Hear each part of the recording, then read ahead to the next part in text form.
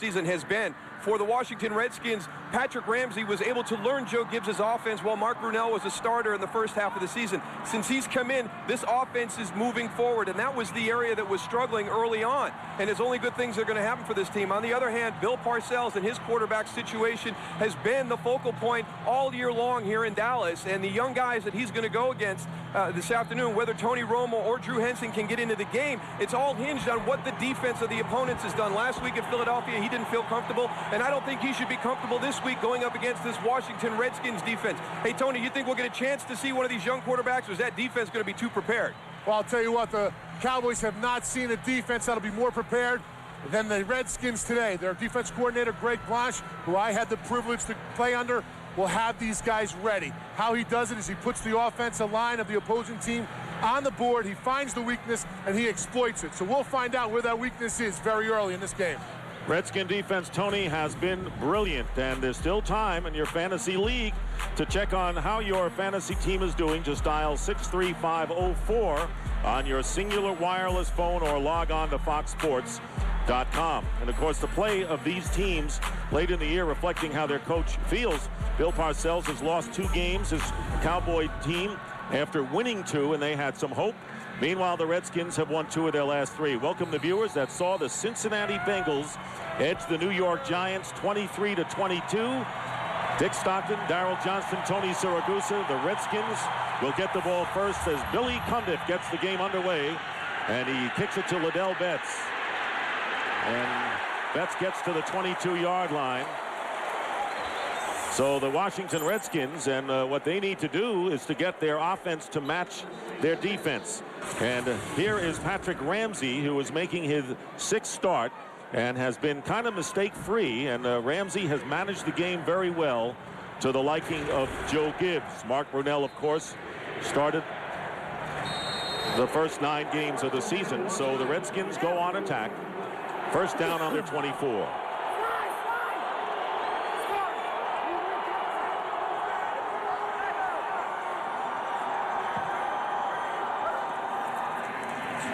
Throwing on first down. And the pass is caught by Chris Cooley, the H-back, the rookie who is impressed as the number 3 pick. So the Redskins with the offensive line, the ageless Ray Brown at right tackle, trying to get some points on the board. I think you make a good point, Dick, about this offense trying to keep pace with the defense. And Joe Gibbs was very open. He said, you know, I'm not going to accept any of the credit for what that defense has done. The offense is my side of the ball. But Patrick Ramsey is starting to give them some really positive things, and it's because he's been able to learn the system that Joe Gibbs runs. It's very different than what he had at Tulane and last year, the last 2 years under Steve Spurrier. Speaking of Tulane, the New Orleans audience that beat Atlanta today just joining us as we get underway as the Redskins and the Cowboys meet once again. Redskins won in week 3, 21-18, and taking a look now at the defense of the Dallas Cowboys, and they played one of their better games last week when they almost beat the Eagles. They really did have a solid game, and it really started with the guys up front. Greg Ellis had a really solid game. A sack, fumble, created some turnovers. Lance Frazier played well. Terrence Newman, the secondary, probably as a group had their best game of the season last week. On second down and 8, the pass out of the backfield to Cooley, the rookie from Utah State. And he is stopped short of the first down by 4 yards by the rookie cornerback Lance Frazier. So the Redskins, who have lost 13 out of 14, and Joe Gibbs has been beaten by Bill Parcells the last 7 times these coaches have opposed each other. Third down and 3. The Redskins on their 42.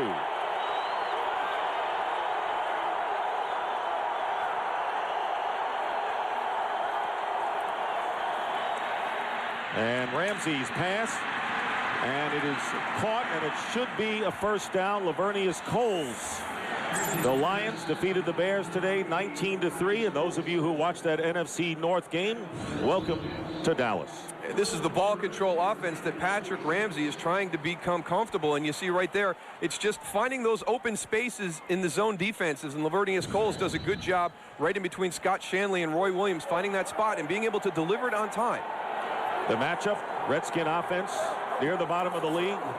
Cowboys at the bottom third, and Clinton Portis gaining about 3 yards on first down. Dexter Coakley making the tackle.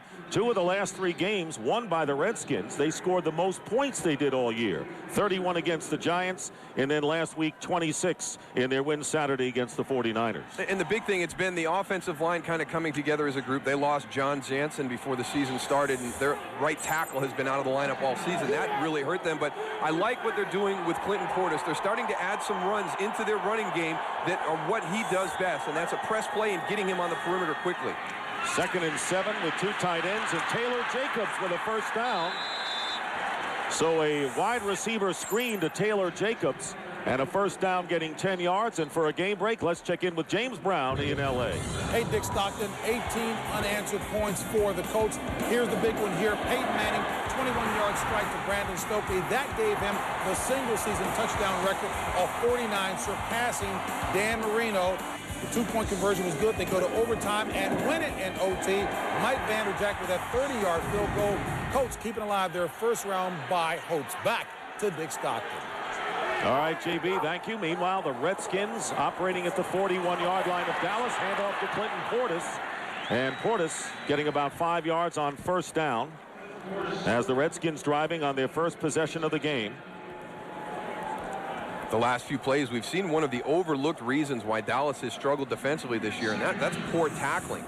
And when you've got a guy like Clinton Portis who's carrying the ball, you can see his average per carry is under 4. That's not great, but he has the ability to take the ball the distance. They've got to get these ball carriers, these receivers on the ground. 100 yards in 5 games for Portis, all victories by the Redskins.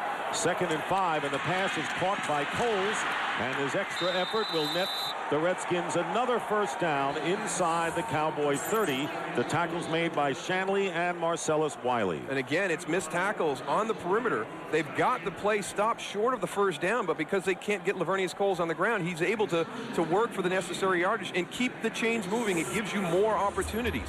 And it's something that's new in the NFL. We've seen a lot of poor tackling. That's because this game is being played in open spaces a lot more than it has in the past. When you open up formations and you get those 4 wide receivers, the guys are forced to make a lot more open field tackles. First down on the 29. Portis diving for a couple. You saw Bill Parcells on the sidelines for the Dallas Cowboys. And Parcells said he had goals earlier in the year. He was hoping the Cowboys could get to 4-2 if they could have beaten the Giants and the Steelers at home. They didn't. Then he wanted to say if he could beat Detroit and Cincinnati, could get to 500 by midseason. He has stuck with Vinny Testaverde. And after the Cowboys beat the Bears and the Seahawks, he thought he had a real chance for the playoffs, but they have basically been dashed. 2nd down and 7, plenty of time for Ramsey.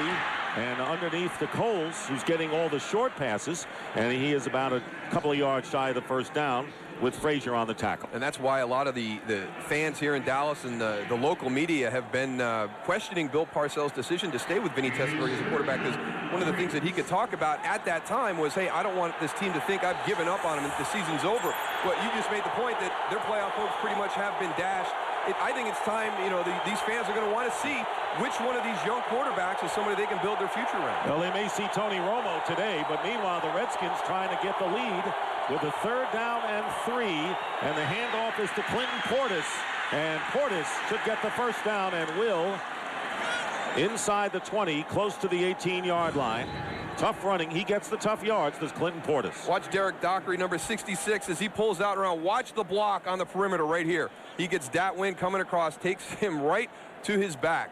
That's very athletic out in space for a big offensive lineman. The offensive line also, the Redskins are doing a great job of putting the defensive linemen of the Cowboys on the ground, cutting them, making them go and be athletes out there. That's why they're running side to side and getting some yards down here, Darryl. Well, when you talk about Joe Gibbs and how he likes to run the ball, when you remember the Redskins of old, it was the pulling linemen and the counter trade, down blocks, creating angles. And I think one of the really good things he's done as a coach with this offense is he knows what Clinton Portis' strengths are running the football, and that's getting him on the edge. You remember what he did out in Denver. They've added the press play, which is kind of stretching the defense one side or the other. They're tossing the ball on the perimeter quickly. And when you're a coach, you've got to be able to get your personnel and design your game plan around them. He didn't try and do the force the square peg and the round hole thing with Clinton Portis. He did a little bit of a mix, and that really hurts the defense because there's so many different things they're doing in the running game. It's hard to be good at defending all of them. First down for the Redskins on the 19. Liddell Betts giving Clinton Bordas a breather. And a great job of ball control on the first possession of the game. Ramsey with the short drop, and he completes it to Rod Gardner, who's knocked out of bounds. So Patrick Ramsey on this drive is a perfect 7 for 7. That's what he will be able to do in this offense, because the passing game is part of that ball control that they try to establish in the running game. You've seen on this drive, it's short passes. Now, Patrick Ramsey in college at Tulane and with Steve Spurrier the last couple of years, it's been an aggressive down-the-field vertical passing game, and he really struggled with that transition coming in. He's never been in a system where they had sight adjust, where the receiver routes will change at the line of scrimmage, so it was kind of a learning process for him to go through, but he did a good job when he was behind Mark Brunell of paying the extra time to learn this new system. 2nd and 6, and Liddell Betts charges to the 11-yard line, and you can see why Ramsey has executed this mistake-free offense, because they're very conservative. Dat Wynn making the tackle on Betts after a pickup of 4. And I don't know if I really like the word conservative, because, you know, you're just doing it. It establishes a rhythm in your offense. It's very disheartening for a defense for you to take the opening drive and just methodically march the ball down the field, and that's what we're seeing on this drive. So, you know, sometimes people will call it conservative. I call it very efficient. I call it frustrating for a defense. That three-step drop, you can't much do anything to get your hands up. 14th play of the drive, and this pass, and it may be intercepted, and it is. So after all of that, the pass to Brian Kozlowski is deflected and intercepted by Lynn Scott. That's the danger of a long drive, because sooner or later you may have a penalty, or you may have what happened here, a turnover, when it looked like the Redskins were threatening to score. NFL Sunday is brought to you by Southwest Airlines, proud sponsor of the NFL and official airline of Super Bowl 39. So a pretty impressive drive. 14 plays, 65 yards, and the Redskins show nothing for it, and the Cowboys on the interception will start at the 5-yard line. First down with 7:19 to go, and from his end zone, the pass out of the backfield to Darian Barnes, and the Cowboys fullback getting the call and getting the first down and taking a long run around the Washington Redskins bench. Going to be a little tired when he gets back to the huddle. Vinny Testaverde, once again the starter, and I guess when you're 41 years old and you've played forever, you do throw a touchdown pass to 63 different players. Be one thing if you were in one place for that long, you just had a lot of different receivers coming into your team. But Vinny Testaverde has been with a number of clubs, but he's been an efficient quarterback at every stop he's been in. 14-yard pickup. 2 tight end alignment, and the pitch going to Jones. And Jones is stopped at the 20-yard line, and was good pressure by the defense led by Fred Smoot from the corner position. Taking a look at the Redskin defense and the Cowboys offensive group. Kurt Vollers again starting at right tackle. Larry Allen heading for the Pro Bowl. And once again, avoiding mistakes. And Jason Witten, another Pro Bowl player. Yeah, Jason Witten had a breakout season this year. And, you know, you wonder the way this offensive line has played the last 2 weeks against New Orleans and against the Philadelphia Eagles. If the Greg Williams, the defensive coordinator, had a lot of areas that he wanted to attack with his blitz. Well, Julius Jones is not able to attack the Redskin defense. What a great defense this club is. They have limited opposing teams to 83 yards rushing. And it all starts up front. It really does. Cornelius Griffin, maybe a guy that got snubbed in the Pro Bowl voting, and they've used that as motivation getting ready this week. You know, this is a defense that's trying to become the #1 defense in the league, and they've only had Marcus Washington named to the Pro Bowl. They've got a couple alternates on that group, but they felt that they were overlooked by the guys voting around the league. So they've got another chip on their shoulder for something to prove this afternoon. Don't think Greg Blanche didn't use that either. The lot coming out here, Moose. A lot of motivation. 3rd down and 12, and the sack, and it's Sean Springs, who did not play last week against the 49ers because of a concussion, back in there and gets the sack. A loss of 5. 4th down coming up. And he's going to come right out this way. He's going to come in unblocked. Dallas is very fortunate right here. because Sean Springs is coming from Vinny Testaverde's blind side, and he's got the ball out in his hand. You're going to watch. There comes number 24, number 25, Ryan Clark. They can only block one of them.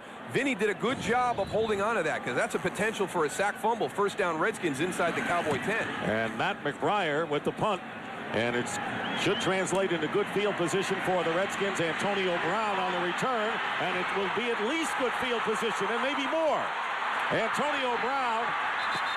And Brown goes out of bounds. They'll mark it at about the 24-yard line. So a punt returner for the first time last week in a Redskin uniform.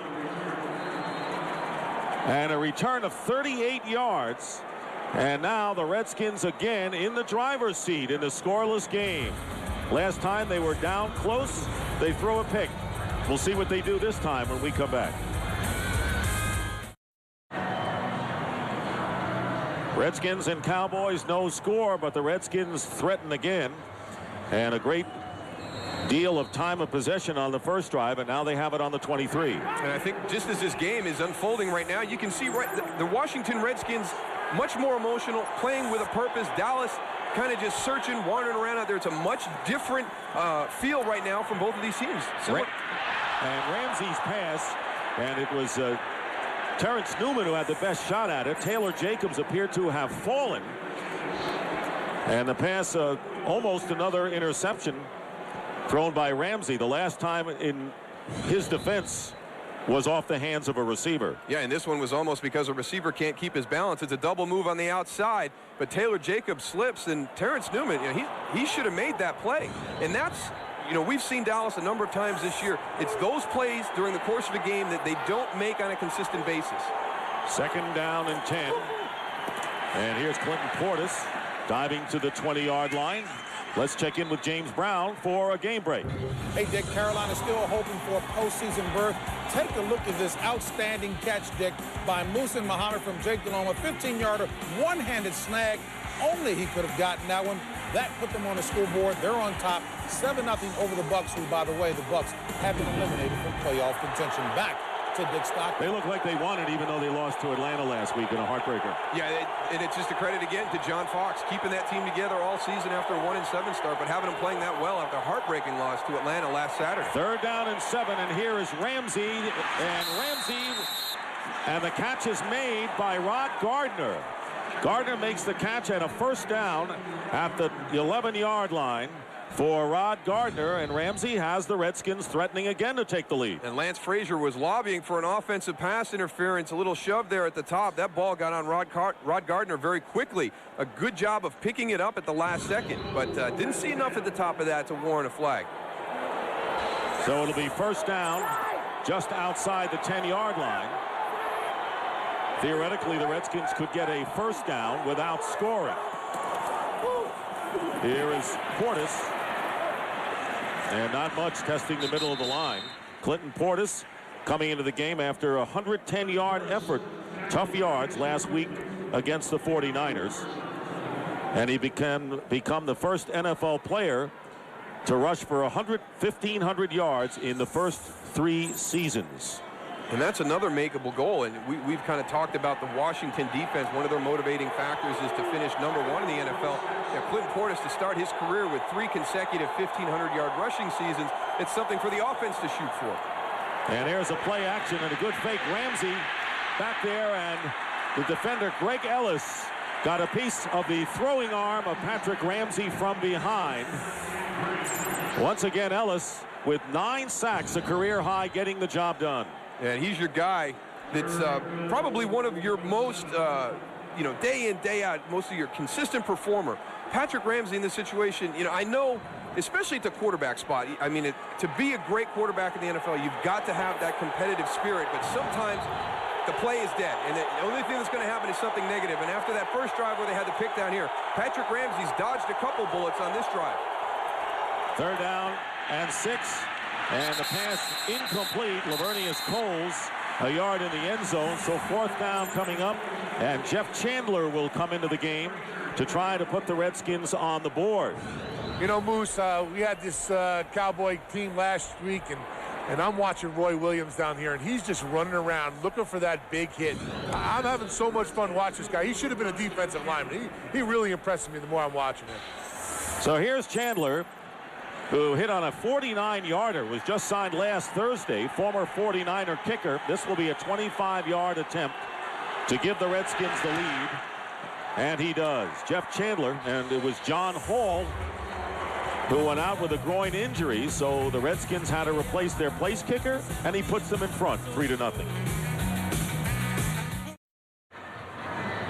Back here at Texas Stadium, full house on hand for another Cowboy-Redskin game, and you're watching Fox Sports, broadcasting in the world's finest high-definition standard. Coming into this game, both teams were still mathematically alive, but they needed so many things to happen for them to be successful. In fact, team could even win this game, and then they'd be out. So the chances are dimmer than dim. Terrence Copper returning the kickoff, and a great play made in special teams at the 19-yard line by Pat Dennis. 3-0 in favor of the Redskins. We'll see what the Cowboys do on attack. Fox NFL Sunday is brought to you by Dodge. You can take life as it comes, or you can grab life by the horns. Dodge. By AIG. For insurance, loans, and retirement, AIG. We know money. By DirecTV. This holiday season, get DirecTV DVR with TiVo service at our lowest price ever. And by Taco Bell. Think outside the bun. Wake me up. Just under 3 minutes remaining in the first quarter, and you got to think the Redskin defense is kind of fresh. Cowboys have run only 4 plays compared to 20 already by the Redskins. It's a 3-0 game as Dallas starts from the 19. Rookie Julius Jones picks up 1 yard on the play, and all of us, when we came here to Texas Stadium, stunned, and players, coaches, fans, all of us in the media, the death of Reggie White, who died at the age of 43 today. Maybe the best defensive end who ever played the game, probably was, and played for the Eagles and then the Green Bay Packers. And I know, Darryl, you played against him many times, and we're going to get the thoughts of Tony Siragusa as well. It's very somber. I mean, it just some tragic news for the entire NFL and all the players who have played. And Reggie White, when you talk about a guy who you had to game plan around, you had to change your protections, you had to do things differently against Reggie White than you'd ever done all season long. And you had a tackle, you added a tight end, your back would always chip on the way out, and they could move him across the defensive line, and you always had to know where he was. And it's very rare to see somebody from the defensive side of the ball be able to take over a game, but Reggie White was one of those guys. Greg Bloch, of course, was at Green Bay when Reggie White signed with the Packers as a free agent. And, of course, Tony Siragusa very close to Greg Bloch in his career. You know, when I got into the Colts, Greg Bloch would pull out tape, and that's all we would watch. He would have clinic reels on Reggie, how he would rush the passer. And he pretty much set the standard for a defensive lineman. If there's any defensive lineman ever played in the league, you had watch tape on Reggie on how he pass rushed. There wasn't a better one out there. And one of the classiest things I ever saw from Reggie White, Eric Williams, who was involved in a very serious car accident, and they had some just unbelievable battles. Right tackle Eric Williams for the Cowboys, and we were at the hospital visiting Eric, and Reggie White called him in the hospital to wish him his best and hope he got back on the field. And he was just a class act on and off the field. We'll all miss him. First down at the 31, Keyshawn Johnson. So Julius Jones got a first down on 2 rushes, and now Keyshawn Johnson picks up 12. Well, Dallas finally getting to get away from their end zone, get out to the field, be a little bit more aggressive. And Keyshawn Johnson, you know, he was brought in here as a guy to give them some ability in the slot, some third down catches, but with the injury to Terry Glenn and some things that have happened on the outside, Keyshawn has kind of had to step out of that role and now become their guy on the outside who's working the intermediate to longer routes down the field, and he's quietly done a nice job this season in that role. They have, and they've missed Terry Glenn as Richie Anderson getting the call, and tackled by Lamar Marshall, who is starting for LeVar Arrington. Again, Arrington returned last week for the first time in 11 weeks, coming back from injury. Unable to start today, and we saw him on the field working with Greg Bloch to see whether he could go. It'll be 2nd down and 7. as time runs out. 10 seconds on the clock, and it will run out in a fast first quarter. Talking about a defense that is going to fight for number one, and they haven't had LeVar Arrington all season. Just think how good they could have been. Yes, gives you an idea. At the end of the first quarter, the Redskins in front, 3-0.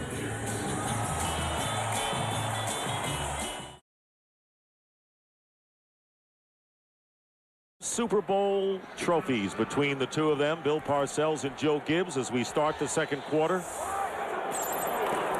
2nd down and 7, and the pass caught by Keyshawn Johnson, but the Redskins are there. A great swarming defense, did not get out of bounds. 2 yards on the play. Fred Smoot was the first to get to Keyshawn. And this is a very aggressive defensive philosophy that Greg Williams uses, and it's to create chaos, for the offense. It's to disrupt your timing and your rhythm. Now, the first time that Dallas and Washington played way back in Week 3, Terry Glenn was still on the offense. He's since then been placed on IR. He was their big play guy, their vertical threat. Now, Dallas doesn't have that, so they're playing, right into a situation where Washington, if I'm Greg Williams, you have to expect to see a number of blitzes today because they're not going to be worried about that big play threat on the outside from this group of wide receivers. And Terry Glenn caught 3 passes, including a touchdown grab in that first meeting against the Redskins. Testaverde getting rushed from behind, and the pass is caught.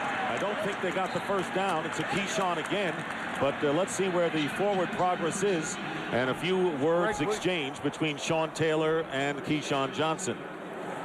Sean Taylor is a young safety. He is going to be a good football player in this league. Now, he's had some growing pains in his rookie season, but just like everybody else on this Redskin team, he's playing his best football of the season here in the month of December. And, he's very similar to an Ed Reed who came out of the same school, the University of Miami, as Sean Taylor. That ball-hawking safety, not a big hitter like Roy Williams who likes to come up and make the big hit. He's going after the ball and trying to create big plays through making interceptions as opposed to putting a big hit on somebody.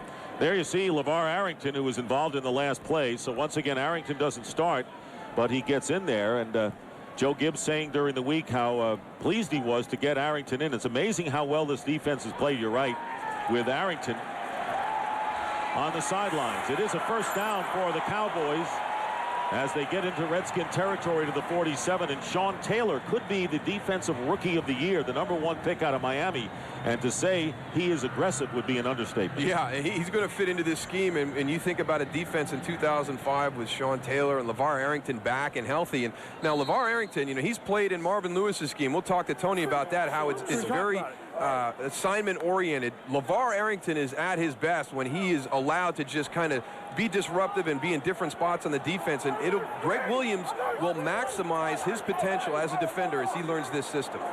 First down on the 46-yard line, and here's Julius Jones changing direction and diving to the 42-yard line.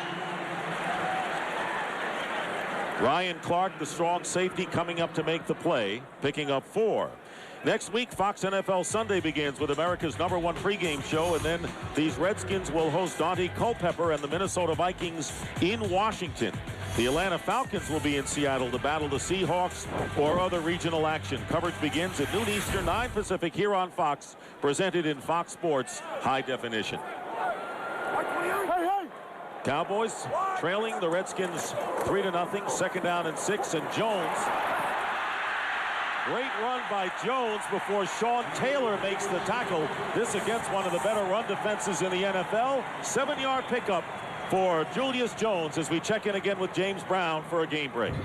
Hey, Dick, with the Buccaneers out of the playoffs, looking to play spoilers here. Take a look at Brian Greasy hooking up with Michael Clayton. Hey, Dick, I don't know how you would grade this effort right there. Not as artistic as I'm sure Clayton would have liked, but nonetheless, a touchdown that knocks it up at 7. Back to the multi-talented Dick Stockton. JB, I agree with that one. If you're going to hurdle a guy, make sure that he's going to come up and hit you low. Don't have him standing there full. Hey, I don't know what he thought he was going to do. He's all of a sudden going to elevate 8 feet off the ground. First down, in trouble. Testaverde downfield, and a flag is down. And it was the tight end, Jason Witten. And he might have been bumped. Fred Smoot was defending him, and Witten, who has exceeded all expectations of his head coach, Bill Parcells, may be the beneficiary of a pass interference call. Pass interference. Defense, number 21. Spot foul. Automatic Bill Vinovich in his first year as an NFL referee. And it was a big pass interference call the first time these guys played back in Week 3 that got the Dallas Cowboys down deep into Washington territory. And it goes back to what we said. This style, this philosophy affords you the opportunity to have big plays, whether it's something you execute and complete down the field or the potential, like right there, for a pass interference call. So the 10th play of the drive coming up for the Cowboys. That was a 21-yard penalty. And Dallas now with a 1st and 10 at the 13-yard line. And Vinny Testaverde says, I don't know how many times I'm going to be down this close. I want to make sure. And he calls a timeout. Play clock may have been dropping as well. Can Dallas get in the end zone? We'll find out when we come back. Early in the second quarter, and I guess Washington-Dallas always special, as you would know, and as Joe Gibbs says, hey, it's a big deal for us and a big deal for them, so it's a big deal. Yeah, and don't say that this isn't a rivalry anymore. He made the comment that, well, that Dallas has won 13 of the last 14, so I don't call it a rivalry unless we get more competitive. It's always going to be there, and it's one of the great rivalries in the NFL. It's always a fun game, and when you talk about interdivision and then you add the fact that it's Cowboys-Redskins, it's always a big game, regardless of the situation. And here you got two teams sitting at 5-9. You know, not the greatest seasons, but it's still Dallas and Washington. You can throw all that other stuff out. Hey, one of these teams are going to finish last, maybe, in the NFC East, unless the Giants do. Someone will finish third. Here's Julius Jones with blocking in front and tries to hurdle a defender and gets hit hard, picking up nothing on the play. And it was Lamar Marshall making the big hit here. I want to watch. Right here, watch Darian Barnes, number 36. That's Sean Taylor. You come out, you take away the lead blocker. You force Julius Jones to leave the ground. And watch Lamar Marshall come in. He's got him while he's suspended in the air. That's the flow of the defense, getting as many guys around the ball. It's always been a basic philosophy with Greg Williams when he was at Tennessee, when he was the head coach of Buffalo. When you play a defense that's coached by Greg Williams, you're going to see great effort and speed all over the field. Interesting, the red zone defense by the Redskins, not impressive, although that rush was knocking Julius Jones back. And again, Sean Taylor led the way, a loss of 2 yards on the play. So Jones now at 9 carries has gained 20. And again, it's Sean Taylor. He's going to come in on the blitz. He's going to come through, and it's just disruptive. It's well-timed. You've got all your linemen engaged in their blocks, and Sean Taylor is just coming. Watch him time it. Watch the depth he's coming from. Everybody's engaged in the blocks. They've got 2 guys coming free. You've got Antonio Pierce, number 58, also coming free. So Greg Williams, he watched that tape. He's found out a weak link somewhere in that offensive line that he wants to attack. Sure has, and now it is 3rd and long, 3rd down and 12, and they're going to run it with Julius Jones. And Jones is going to get inside the 5-yard line, or inside the 10, and still well short of first down yardage. And now Billy Cundiff will come on to try to tie the game. I like the toughness of Julius Jones. One of the things he's done very well this year is he's given the play an opportunity because he can make people miss. He's taken away that negative running play because of his quick feet and his vision in the backfield. And you tend to stereotype that as maybe as a guy who's not as tough. But you've seen so far during the course of this game, and since he's been the starter for Dallas, he is a physical runner. I mean, he had that stretch of 30-plus carries in 3 consecutive games. So he's shown me a lot in that aspect. Cundiff ties the game with a 26-yard field goal, tied 3-3. Now the Redskins have a chance to break the tie. NFL Sundays brought to you by Ford. The next Ford Super Duty. Tougher, stronger, smarter. By Visa, proud sponsor of the NFL. Get ready for the game. By Electra, starring Jennifer Garner, January 14th, only in theaters. And by Miller. There's good enough and there's better than it has to be. Miller, good call. Back here at Texas Stadium, the Cowboys and the Redskins tied 3-3. And Billy Cundiff will be kicking off to the Redskins, who have James Thrash and Liddell Betts back. Longest play of the game so far has been only 14 yards. Vinny Testaverde hitting Darian Barnes, the fullback, for that amount. And Liddell Betts returning this kickoff from the 7-yard line. And the Cowboys, one of the best kick return coverage teams in the National Football League, do the job. We'll come back. Redskins get their chance now. And speaking of the Cowboy-Redskin rivalry, Joe Gibbs returning to Texas Stadium for the first time since September 7th, 1992. And trying to get his Redskins, as is Bill Parcells, to 6-9 with 1 game to play. First down on the 25-yard line. Patrick Ramsey, quarterback now and next year, is declared by Gibbs. Hands off to Clinton Portis going outside. And a good tackle made by Lynn Scott, the strong safety, and a 2.5-yard gain. And a tremendous amount of change since Joe Gibbs has left. 11 seasons he's been away from the NFL, and you think back during that time, that was the advent of free agency and what you have to do to build your team. And he says he loves free agency. He said he was like a kid in a candy store, you know, when he was trying to get his roster set this year. But the salary cap, he's not a real big fan of that. And when you've got Dan Snyder, I mean, that team has got to be pressed against the cap. So, but he still feels, you know, that philosophy of what he believed in before, which is protecting your quarterback, stopping the run, playing good special teams. That is still what you have to do today, even though the business side has changed a little bit. Here's Portis again, and he is stopped shy of the 30 by Leonardo Carson. Well, he loves free agency, but not if he loses a player that is prized to him. Taking a look now at the Cowboys, who have given up the most points in the 4th quarter, but second to that, 2nd quarter has been their undoing. Yeah, it's been a tough finish to both halves, and it really, from the 2nd quarter on, Dallas has really struggled. They've gotten off to some good starts, haven't been able to hold leads, which is something that's probably more troubling to Bill Parcells than anything this season, their inability to maintain second-half leads. 3rd and 5 in a 3-3 game. Ramsey getting enough time, and the pass nearly picked off. Gardner claims he was interfered with and may have a point, as Roy Williams and Lynn Scott were in the neighborhood, and immediately Gardner had pointed, and the officials threw the late flag. Pass interference. Defense, number 38. Spot foul. Automatic. First down. Lynn Scott, number 38, is going to be your safety. He's going to come in, pick up Rod Gardner as he gets down into the field. And you see right there, comes up, gets his hands on the back, makes a little bit of contact. Again, the fans here are starting to boo a little bit, but the rules are pretty black and white when you talk about pass interference. There's not a lot of judgment on the outside as people think. There's some different classes of how they term that during the course of a pass play, and that obviously everybody knows you can't come up and make contact in the back when the ball's coming in. First down on the 43. The pass thrown and picked off by Terrence Newman. And Newman was looking a lateral to a player and instead held on. So Terrence Newman, who played his best game of the year last week against the Eagles with an interception, picks one off here. Second time we've seen a receiver kind of stumble on the outside for the Redskins. This time, Terrence Newman makes good and intercepts the ball. Lavernius Cole stumbles at the top of the route. You also wonder if there was a miscommunication, him going outside, because this ball is thrown inside. Then you see the pressure by Leonardo Carson, number 91, right in Patrick Ramsey's face as he's about to deliver the ball. Carson did a great job getting his hands up.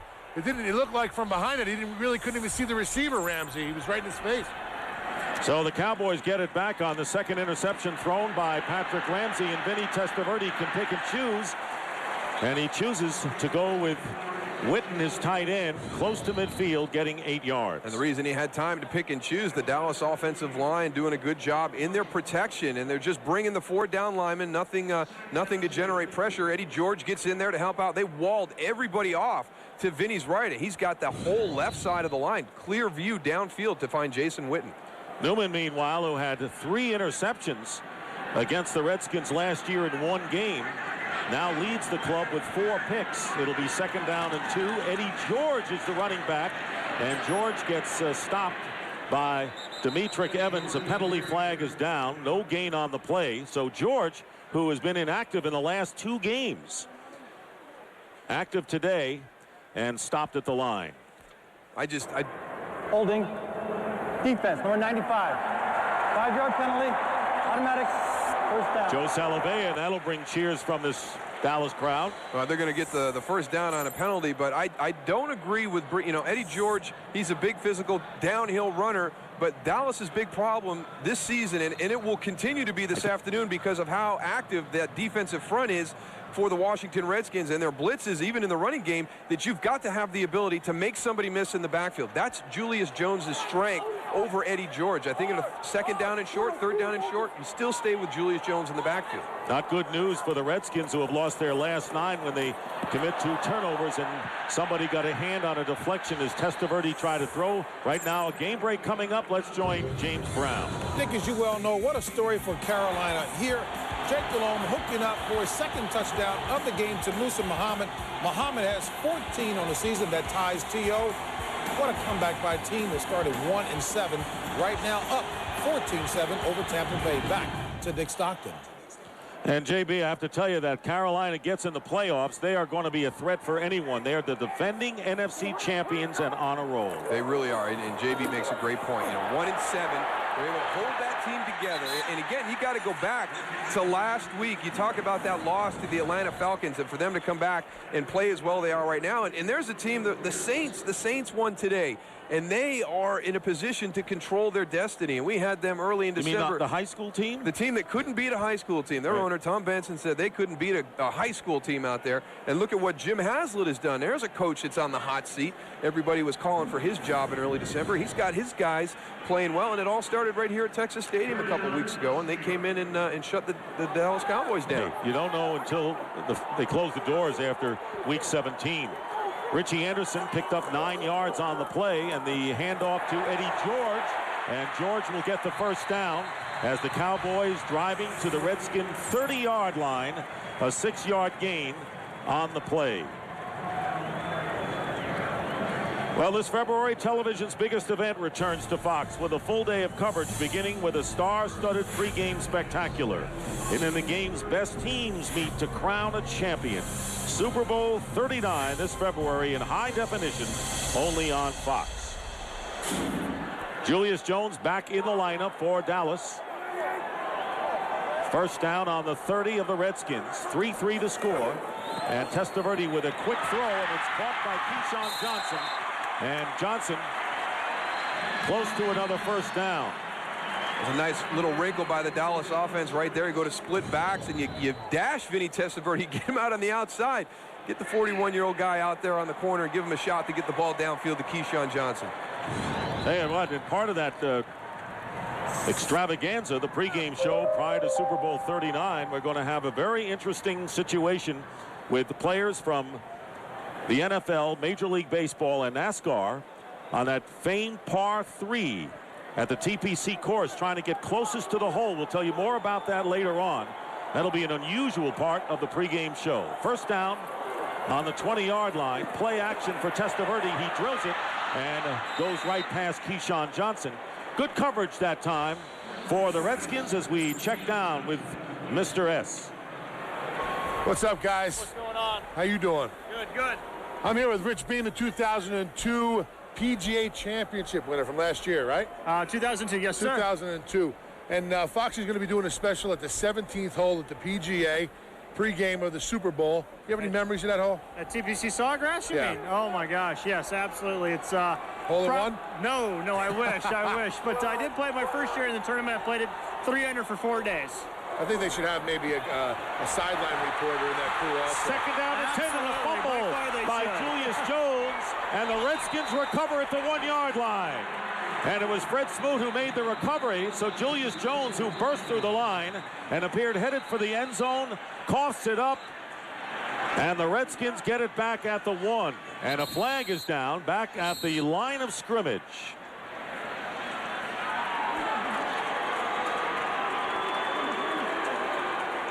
Redskins celebrating as if the flag would be against Dallas, and it still would be Washington ball.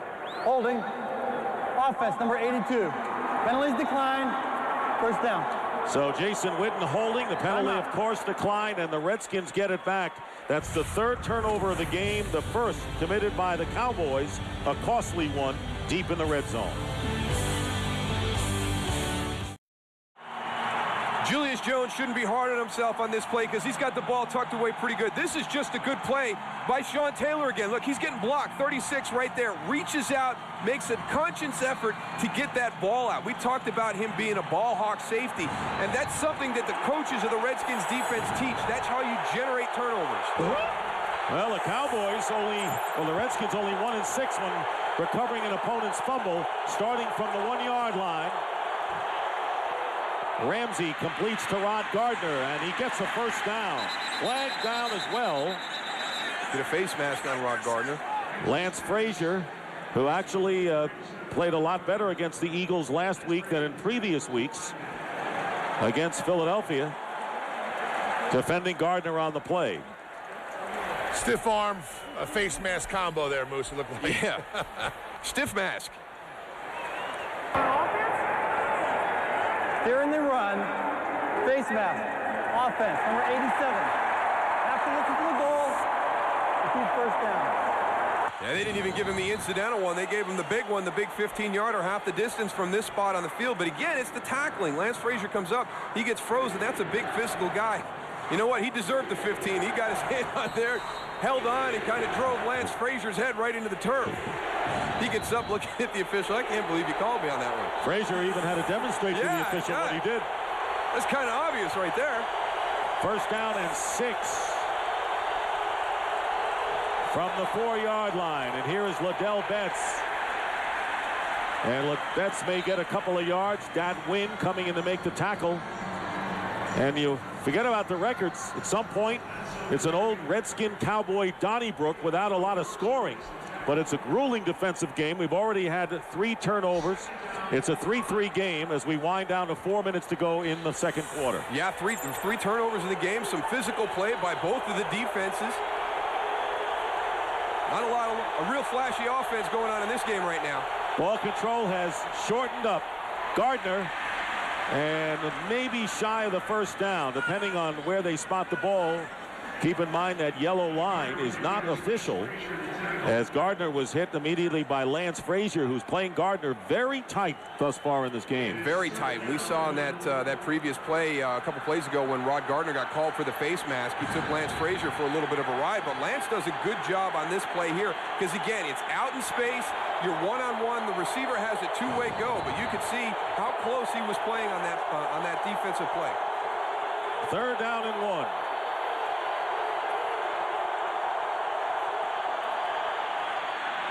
And the quick toss off the hands of Chris Cooley.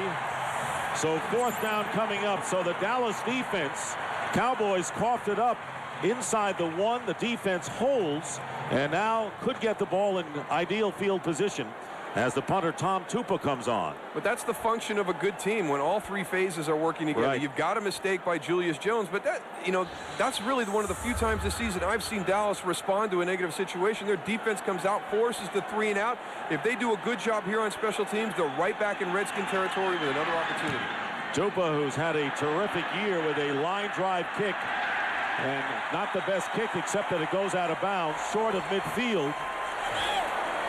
Well, we mentioned the pregame golf event at the Super Bowl coming up at TPC Sawgrass in Jacksonville. Teams competing on 3 holes. And Tony, why don't we get more on that with Rich Beam? Well, we've been watching many 3-step drops, and we're back here at Rich Beam. Rich, what kind of a club would you use at the 17th at Sawgrass? Usually about an 8, 7-iron maybe. Just kind of depends on what the distance is playing that day and definitely what the wind is doing. All right, why don't you drive some of these balls to that camera guy right there and see how good you really are here. Noonan, no. Ooh, little low. Go ahead, again. Okay, ooh, that was better. Little up a little bit more. Choke down. Nice, better. One more. You can get him. Ah! Back to you guys. 1st and 10. I'll go with Rich Beam anytime. Testaverde. And the pass knocked down. It was intended for Eddie George, and defending was Sean Springs. Here's what it looks like the other way. Yeah, it looked like that last one he had coming right at the camera guy. He hit him in the head. You just did he really? See. Yeah, he hit him in the head.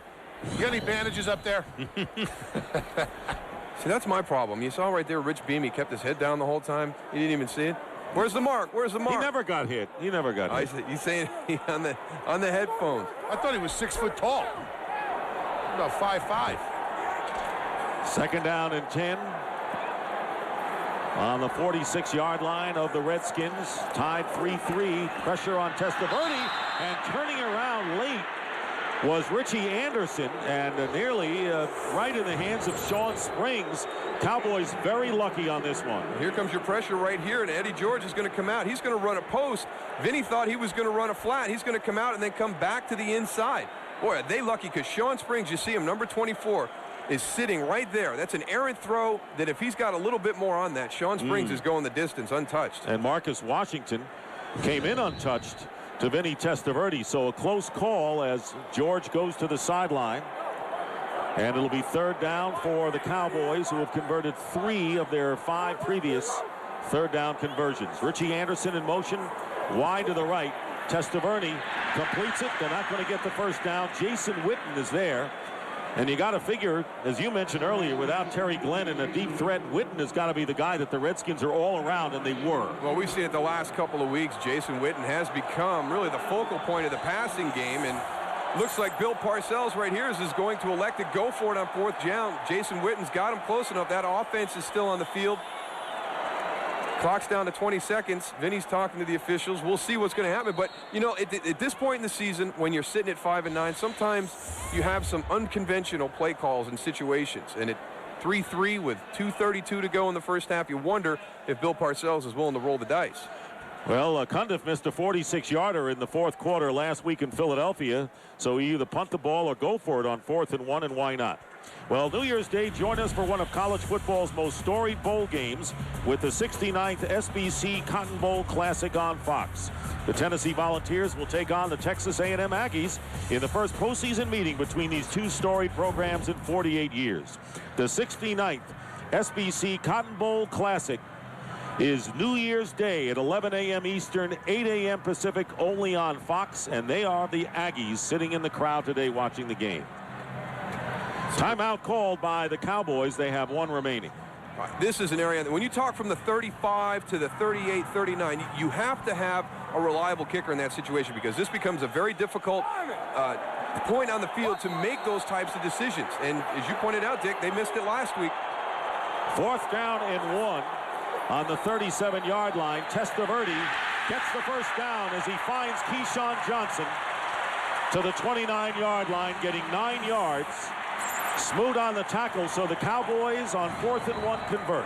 Well, they've got Keyshawn on the backside, one-on-one against Fred Smoot. Runs a quick little slant right there, but the play fake, everything else was going right. It was a fake toss to the right. They get everybody running. Fred Smoot does a good job of getting Keyshawn to the ground, because they are out there all by themselves. You're going to watch all the flow going that way, and then they come back. And the 2-minute warning is Keyshawn Johnson with 5 catches, equaling his output of last week. 2 minutes remaining in a 3-3 battle. Fox NFL Sunday is brought to you by SBC, going beyond the call.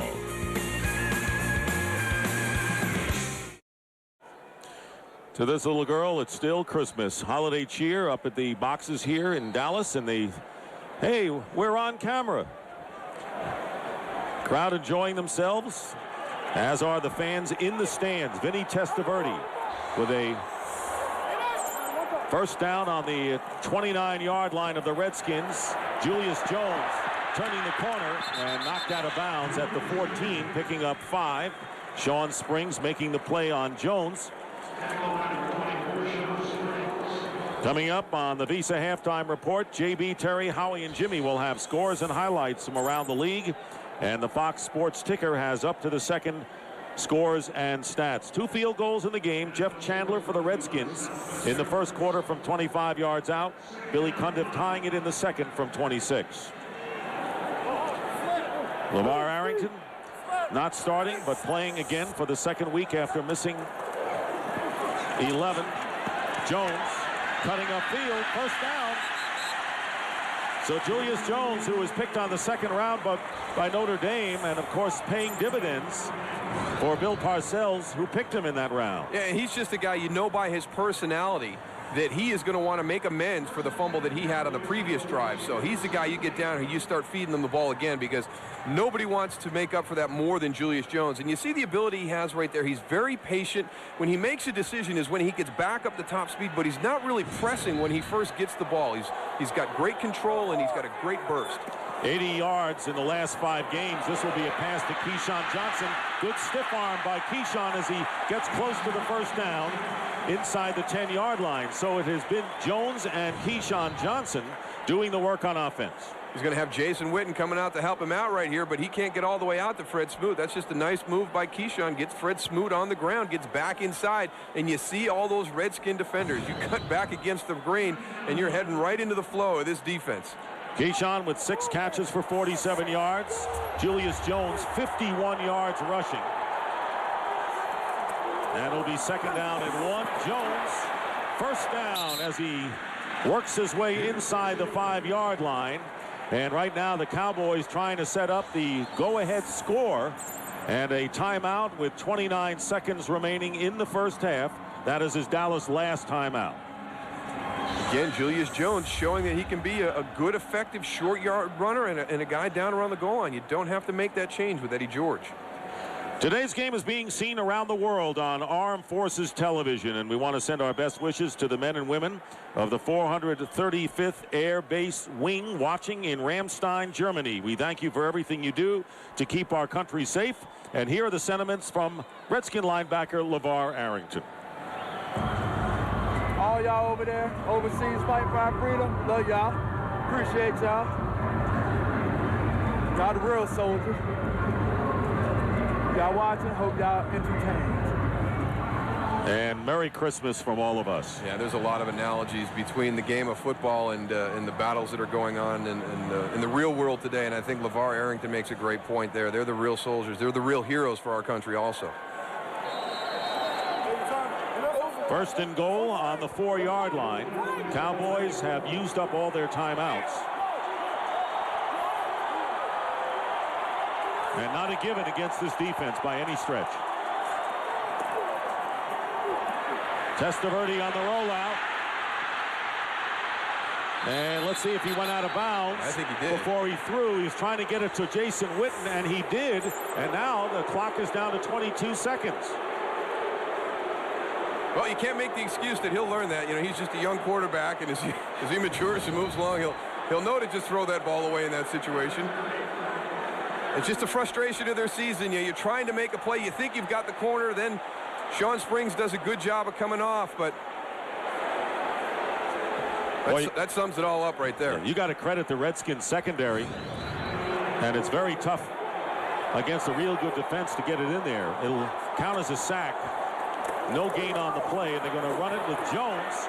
And Jones is tackled at the 5, and now the Cowboys have to hurry up and line up with the clock running. Cornelius Griffin has had a great year, and the Redskins are not making it easy for Jones to get up. And they better spike the ball in a hurry. Testaverde looks at the clock, and he does. And 1 second to go, and this crowd booing because the Cowboys in position to get the touchdown, and Bill Parcells' club will have to settle for what they hope will be 3. Not very pretty.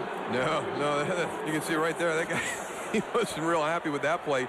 You run it into the middle of the defense, and you're going to face that problem. You've got no timeouts. They're not going to let you up off the turf. You got to get on the outside, throw something to get somebody on the corner where he can get out of bounds or get in the end zone. This will be a 23-yard attempt by Billy Cundiff. And the kick is good. So the first half comes to an end. The Cowboys take the lead, and the crowd is not very happy.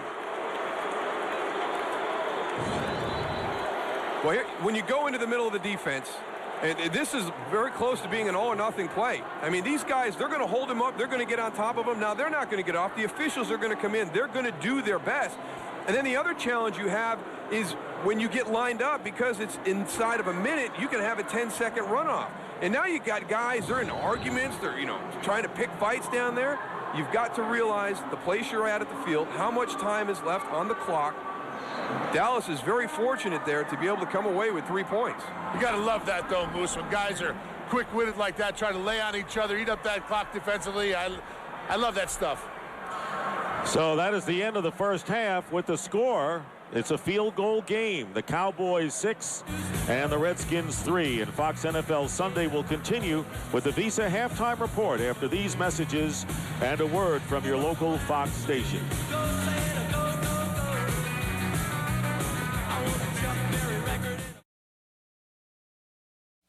The Visa Halftime Report is brought to you by Visa, proud sponsor of the NFL. Get ready for the game. All right, as we welcome you to the Visa halftime, Washington and Dallas Cowboys on top by a field goal in a battle of field goals there. 6-3, the Cowboys have won 13 of the last 14 against the Skins. Buccaneers losing to the Panthers at the half. Panthers, you know, started 1-7. Cardinals and Seahawks all knotted. That in the second quarter of play. The Patriots all over the Jets, 13-0. Chad Pennington not having a good first half. Bills have started 0-4. Look at them now, and they're up 17-0. The Saints finally consistent by 13, the victory there. The Bengals come back to defeat the Giants, who have now lost 8 straight games. The Lions behind Joey Harrington and Kevin Jones get it done against the Bears, 19-13. So the NFC, the playoff picture looks like this. The Seahawks right now are in, as you look at the left-hand side, the wild card between the Vikings and the Saints. Yes, the Saints fighting hard to get into the playoffs. Squads on the right, still some alive there mathematically, but that's the best picture today right there. The Chargers and coach Peyton Manning now has a single-season touchdown record in guiding the coach to victory. The Steelers, home field advantage now in the playoffs. Congratulations to them. Texans, first shutout in franchise history, blanking the Jacksonville Jaguars. All 4 divisions wrapped up in the AFC as far as the playoffs are concerned. The Jets and the Broncos right now holding the advantage as far as the wild card picture is concerned. And let's talk a little bit about the Redskins. Jimmy, I know you were saying before that these two teams come in playing better, although the Redskins a little better. Battle of field goals. Well, you know, people may discount the importance of this ball game, but let me assure you, Redskin people, Cowboy people, this is a large game. You know, the tradition of the two teams, but on top of that, you know, both owners, Dan Snyder, Jerry Jones, very competitive, very active with their teams. Both coaches, Hall of Fame coaches, one in it now with Joe Gibson. Bill Parcells will be in the Hall of Fame. Very, very competitive.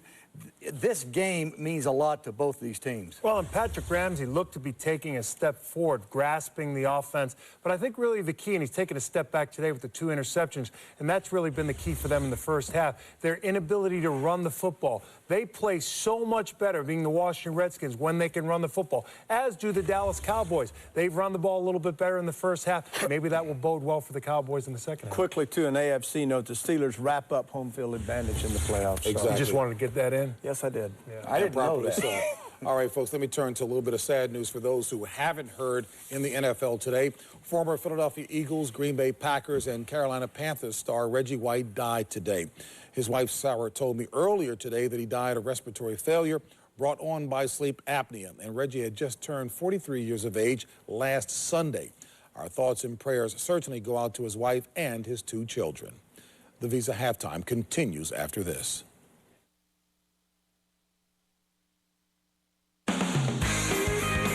Visa, proud sponsor of the NFL. Get ready for the game.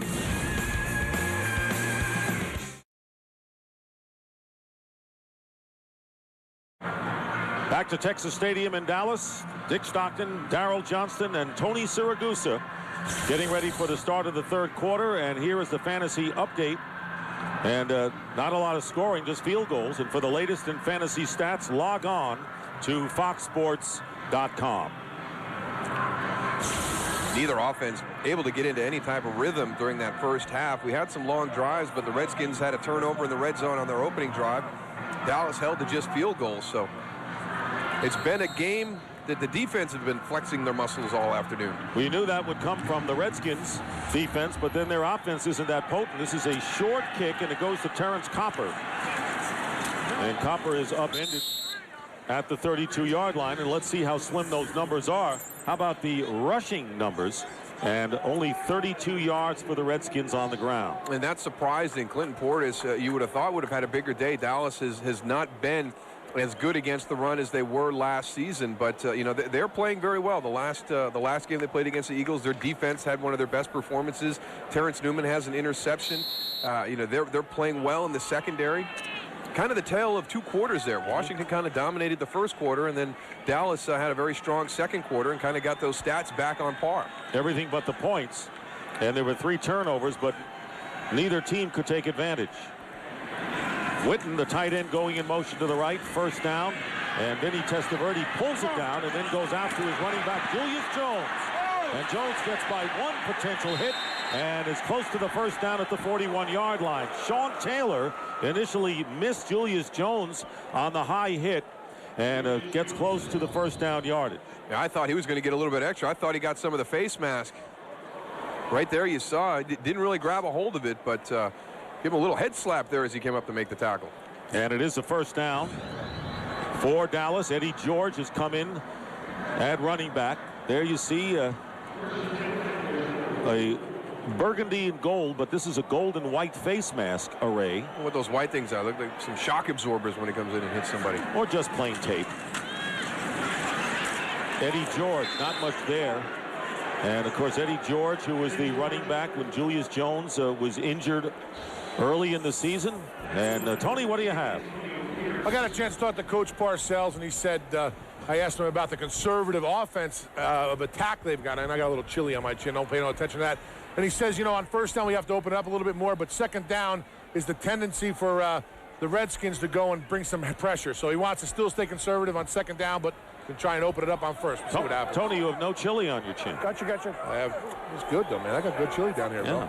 Very neat. I hear you guys eating up there. Julius Jones turning the corner, and not much there as Sean Springs tackles Jones in a loss of 1 yard. Sean Springs with the 2 sacks from the secondary in the first half. Here you see Vinny Testaverde, who, boy, the rating slim thing goes up when they get to the fourth quarter with 9 picks. Yeah, some critical ones there in the fourth quarter. Had one last week. Philadelphia jumped ahead 12-7. You know, also a big drop by Quincy Morgan too, but the interception was the final blow that sealed that game for the Philadelphia Eagles. Cowboys had the edge in turnovers, but still lost. And there's the quick toss to Witten. Witten still on his feet. And finally brought down by a group led by Ryan Clark. It's never one guy who makes the tackle for the Redskins, always a group.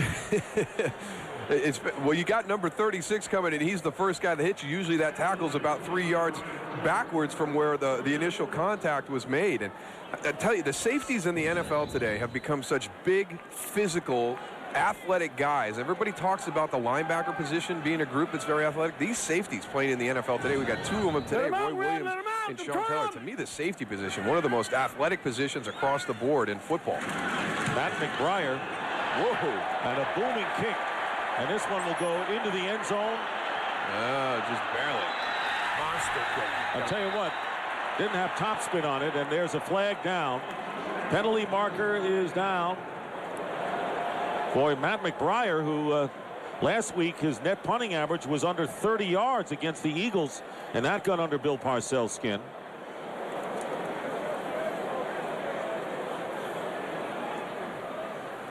Well, it was 4th and 10, so running into the kicker doesn't get him the first down. Taylor running Jacobs. into the kicker, receiving team number 84. 5-yard penalty, replay 4th down. If it were roughing, it would be an automatic first down. Coming in from the center right there, just a little bump. He's trying to plead his case already. Taylor Jacobs, 84, comes in. A little bit of contact right there. Good job by Matt McBriar, young guy in the NFL, but he's already learning some of the subtleties of playing the punter position.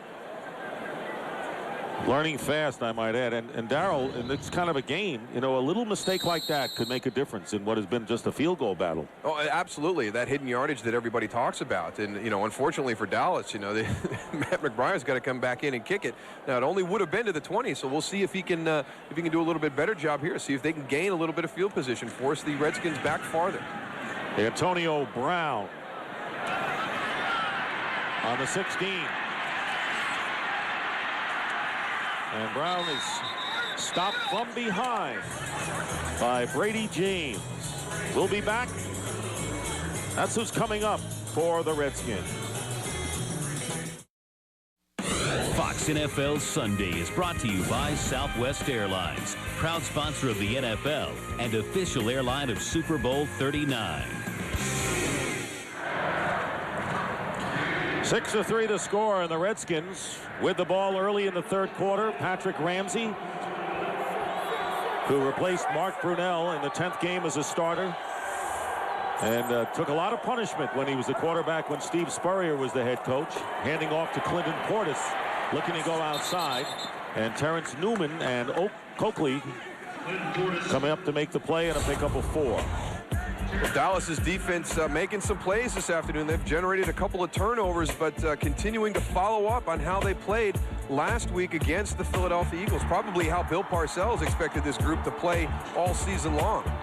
But the team still has to learn to finish. I mean, last week they played a brilliant game defensively, only to lose. And right now they're locked in another tight game. 2nd down and 6 on the 33. And the end around to Lavernius Coles. And Coles will get the first down and go out of bounds. Here's a guy who's caught 80 or more passes for 3 straight years. And would you believe it, has nabbed only 1 touchdown catch this year. Hard to believe. He does a little bit of everything for this Washington Redskin team. He was a big free agent who came from the Jets a couple seasons ago, and he's in there in the situations in Joe Gibbs' offense. It's a difficult transition for Patrick Ramsey, but it's also going to be for Lavernius Coles. I mean, it's very hard for these guys coming in and learning the systems. The offense is always a little bit behind the defense and getting used to the change in head coaches. Coles was actually drafted by Parcells when he was with the Jets, and in trouble is Ramsey and just takes the sack. Leroy Glover wouldn't let go and gets the sack. 4-yard loss on the play, and the first of the game for Dallas. Well, it's the areas that Dallas has really struggled in during the course of the year, and it's the sacks and generating turnovers.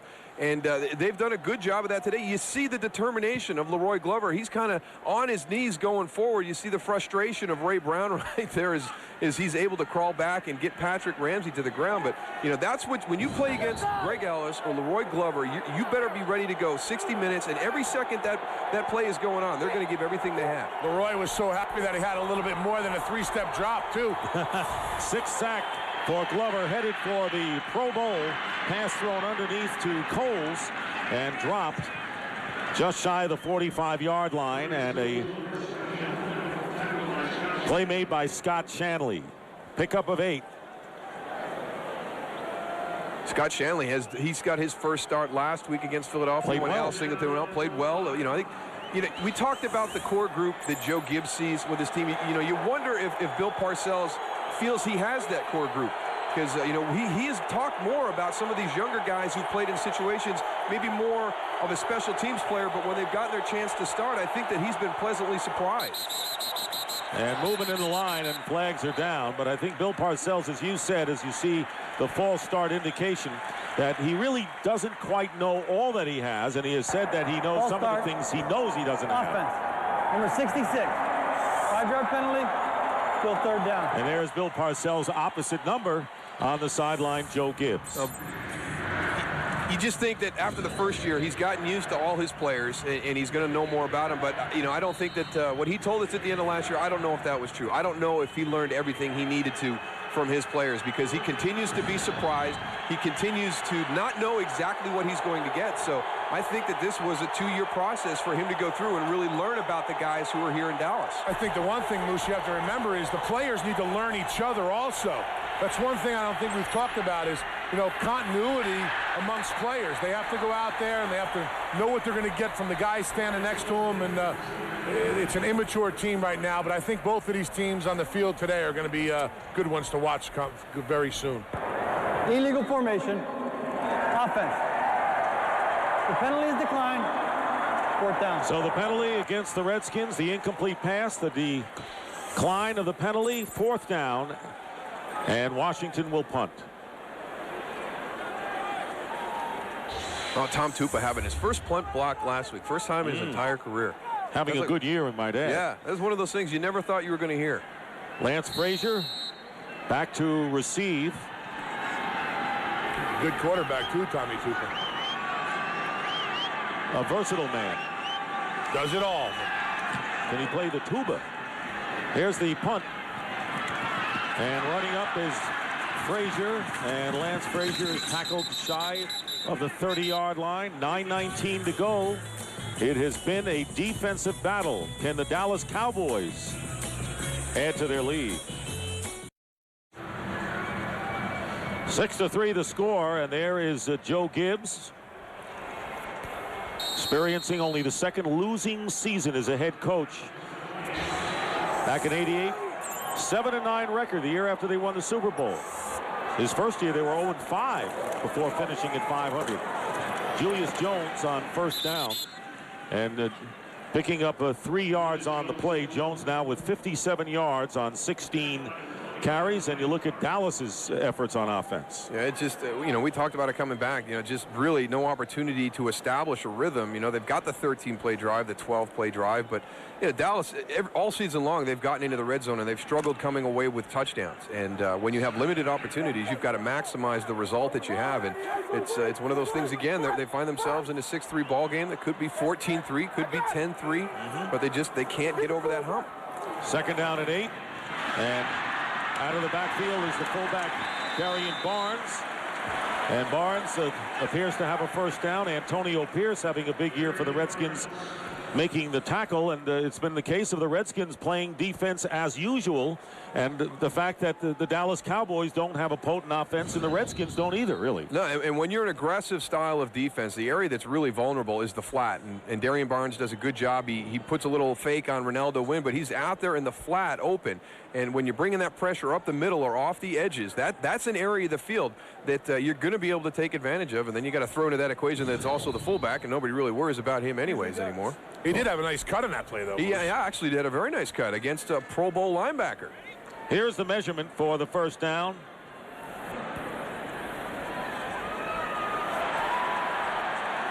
And the Cowboys have it by a pebble. New Year's Day, join us for one of college football's most storied bowl games. The 69th SBC Cotton Bowl Classic on Fox. The Tennessee Volunteers will take on the Texas A&M Aggies in the first postseason meeting between these two storied programs in 48 years. The 69th SBC Cotton Bowl Classic, New Year's Day, 11 a.m. Eastern, 8 a.m. Pacific. There are the Volunteers. Play at Neyland Stadium in Knoxville. First down with 8:08 remaining. Very impressive, Mr. Strong. On the 38-yard line, Jason Witten driving for the first down, has it. And a few tacked on as he gets into Redskin territory. 12-yard pickup. Strong safety Ryan Clark finally stops him. Yeah, Ryan Clark came up to make the tackle. He gets down low, but Jason Witten, he's taken a couple big hits early in this game. You're going to see how low he gets down. You match the pad level, he gets down. He drives Ryan Clark into the turf. It's been fun to watch his progression this season, and I know that you talked about the fact that he has exceeded Bill Parcells' expectations. You wonder how much more that he will ask Jason Witten to do next year in the offense with the type of season he's had this year, if he becomes more of a focal point.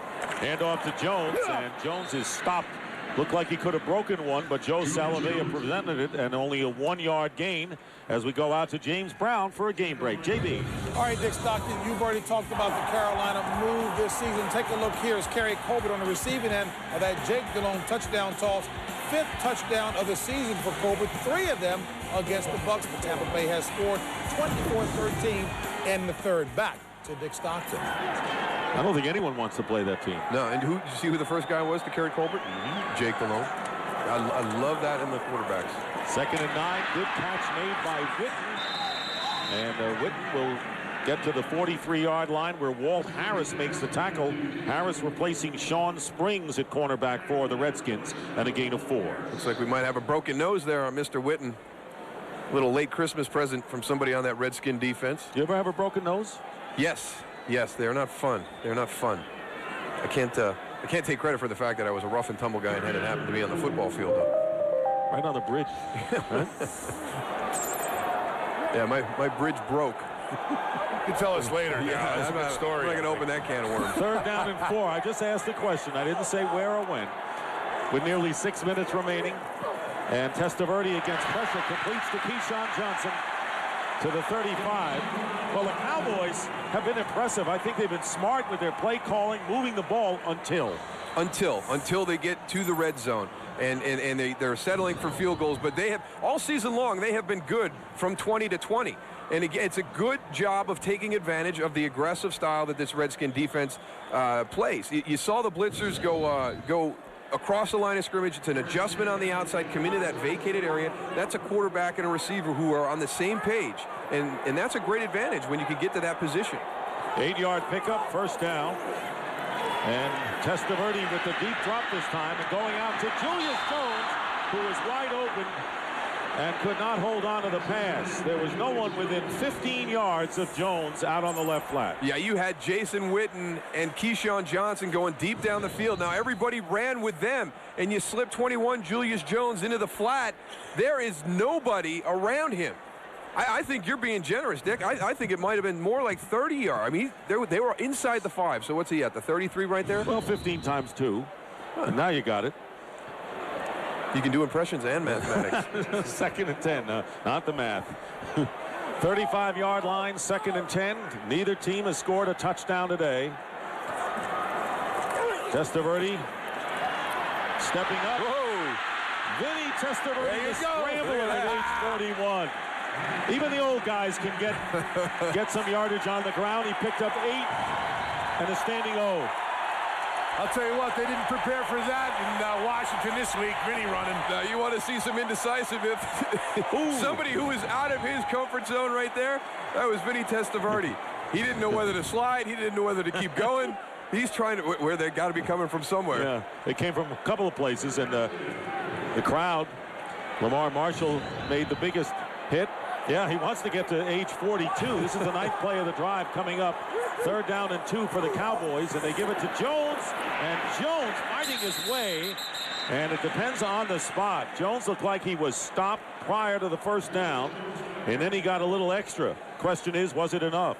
And there it is again, that sneaky strength that he has, the power that he runs with, because that was a defensive tackle that beat somebody, or a linebacker that hit him in the backfield. And he was able to move that pile up into a position where it's very close to converting it for a first down. And they got to measure this.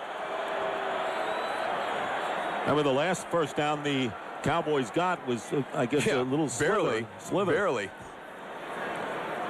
This one looks like it might be very similar. Didn't get it. 6 inches. We could see the quarterback draw from Vinny Testaverde, guys. I don't know if he feels that confident in it.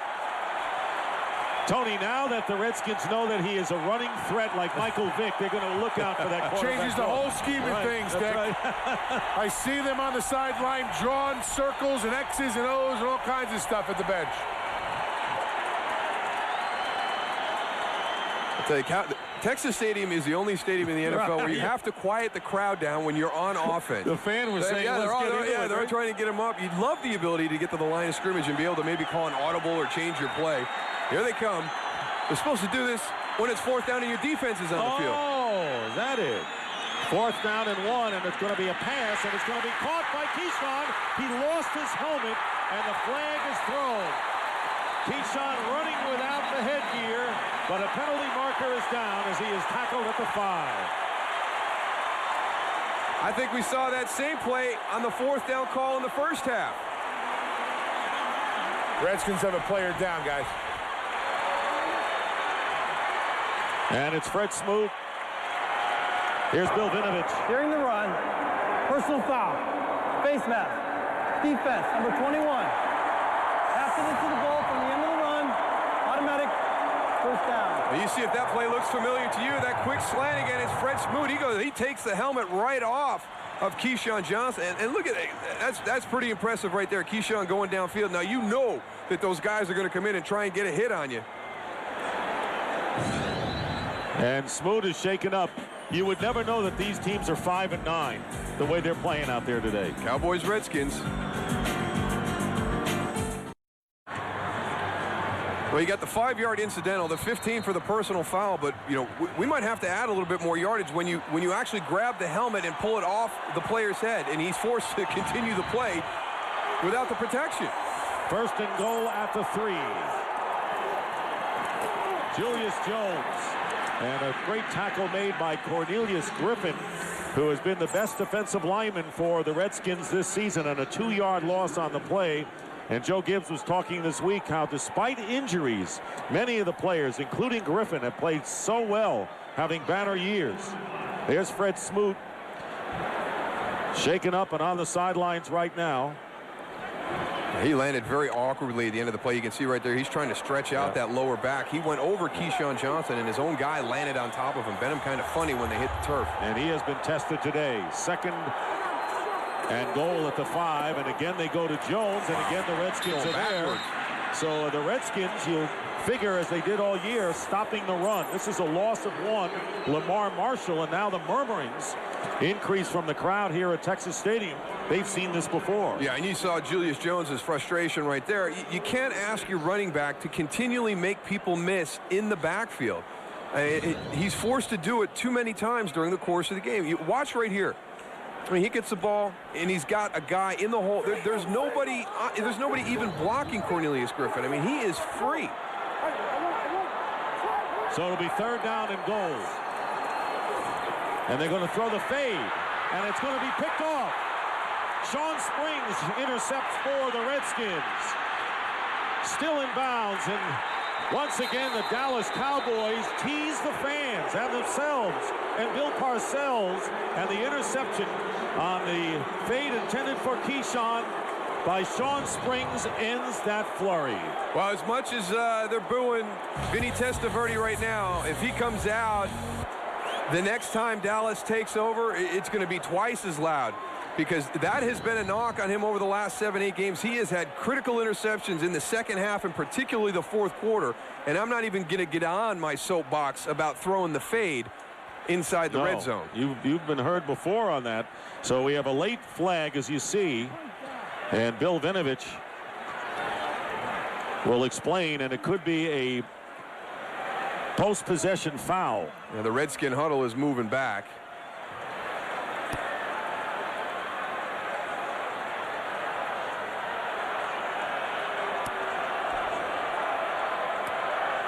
He'll get around to telling us in a minute. No rush. Little conversation with Leonardo Carson.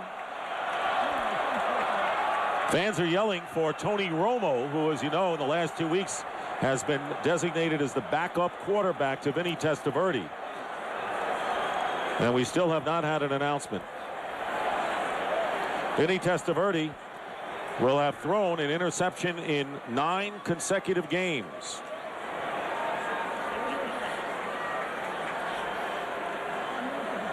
He doesn't. Yeah. Announce it for the TV. After the play was over, unsportsmanlike conduct, intercepting team number 97, removing his helmet, 15-yard penalty. Washington keeps the ball. The Emmitt Smith rule. Timeout. That's a bad penalty on Ronaldo Wynn. Discipline penalty cost the Redskins yards. They trail 6-3, 2:06 remaining in the 3rd. Love this fun. Pop? Yes, sir. Something I gotta tell you. I've got unbeerman-like conduct on Timmy. Giving Dad a beer with less taste, that's a loss of respect. Inheritance, decline. Replacing with great-tasting, less-filling Miller Lite. Half the carb is Bud Light. We've also got unoriginal tattoo on Timmy, tribal armband design, Everybody's got attempting one. to fit in. Play beer. Miller. Good call. Fox NFL Sunday is brought to you by Saturn. People first. By Thank You from Citi, a new kind of rewards program from a card you can count on. By Burger King, who remind you to have it your way. And by the new Singular, raising the bar. And the interception by Sean Springs was his 5th of the year to take over the club lead. There is Springs. Redskins have been penalized over 1,000 yards on the year for the first time in Joe Gibbs' coaching history. But the Redskins have the ball, and they go play action on 1st down. And Ramsey won't get it off. Leroy Glover. And the sack for the Cowboys is their 2nd of the game. Well, the Dallas defense came out and responded when Julius Jones had the fumble early in the first half. And again, it's Leroy Glover making a big play. Look at him continue to battle. Takes his guy all the way upfield. Randy Thomas walks him back to the quarterback and spins off to get Patrick Ramsey as he steps up. But after a turnover earlier in this game, the defense rose up, forced a 3-and-out, got the offense back in the field with decent position. We'll see if they can do it again. 2 sacks for Glover, gives him 7 on the year. 2nd down and 16. From the 14, a mix-up. And Ramsey alertly gets a few of it back. Liddell Betts was supposed to be the running back to get the ball. Mike Zimmer, the defensive coordinator for the Cowboys, trying to keep the Redskins down in their own zone. Keep in mind now, in the waning minutes of this third quarter, that the Washington Redskins have not won a game this year that they have trailed at any time. Not once this year. They're down 6-3 and looking at 3rd and 14.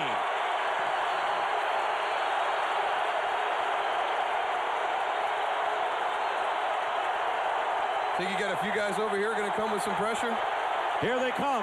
And the pass on a slant. And Rod Gardner wasn't even looking, it doesn't believe, on the play. Gardner was not looking at the quarterback, and Lance Frazier was the closest to it. He's done a great job on Gardner today. Lance Frazier was the guy that the Eagles were going to go after last week. That's just a situation. He did a good job on his release. He got Lance Frazier turned around, but there was a miscommunication between Rod Gardner and Patrick Ramsey.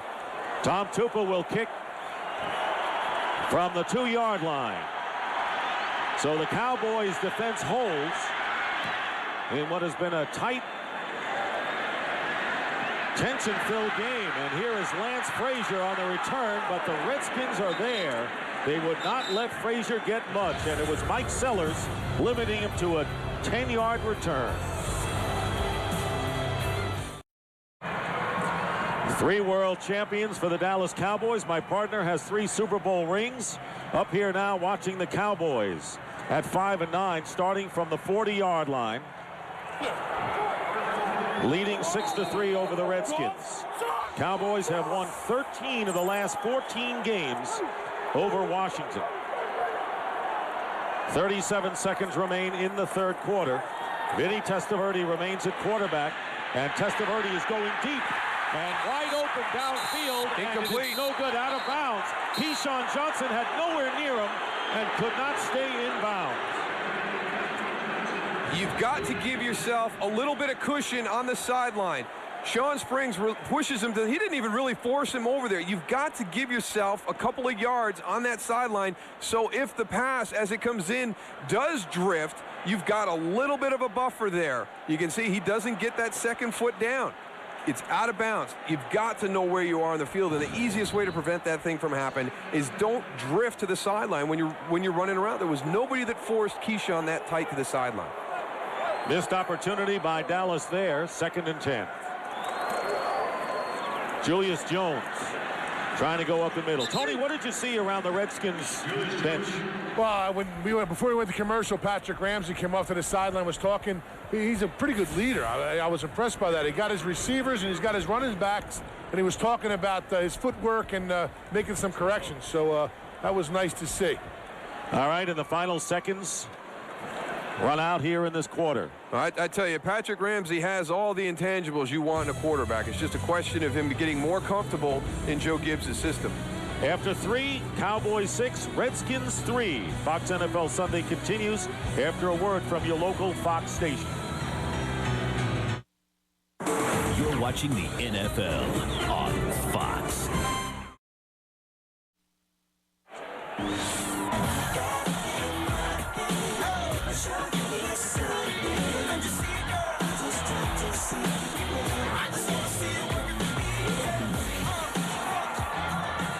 On the injury front, Fred Smoot still out, has lower back spasms. The cornerback, Clinton Portis, has a shoulder injury. Meanwhile, the Cowboys are looking at 3rd down and 8.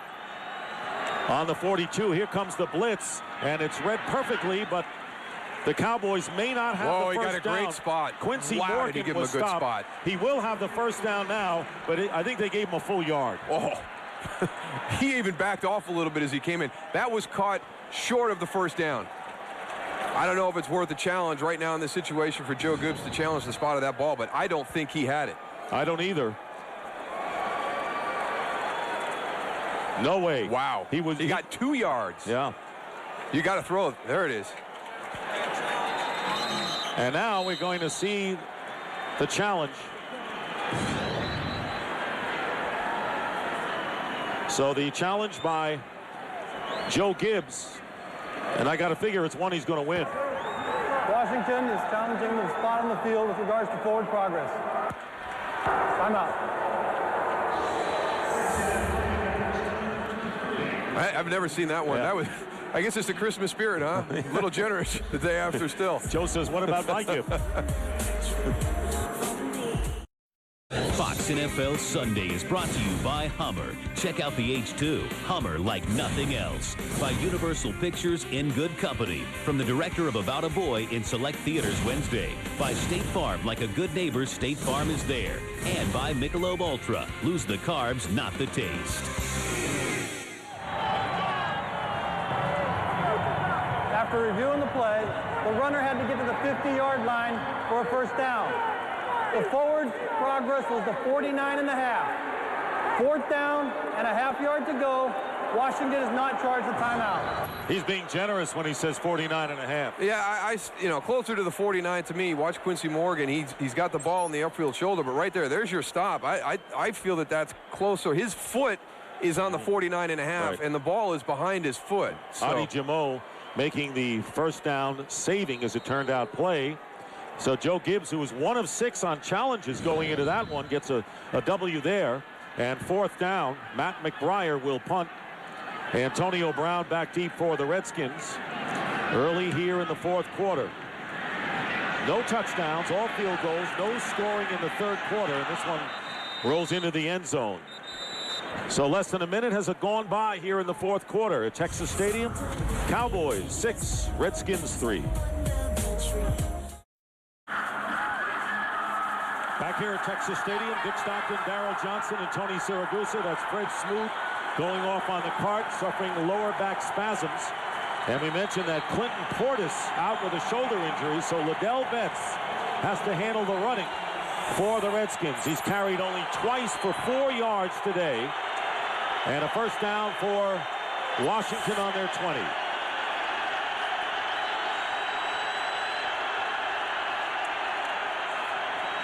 Liddell Betts off right tackle and picks up about 8 yards before Roy Williams makes the tackle at free safety. Tony talked about Roy Williams earlier. We haven't really seen him give one of those hits that kind of jump starts the whole defense and everything, but it's been a difficult season for Roy Williams. He's been asked to play kind of out of his comfort zone. He's been a deep half safety most of the year, not down in the mix as much, and I think it's really changed his pursuit angles and some of his abilities to make plays on the ball. Still going to the Pro Bowl. Shows you what kind of player he is.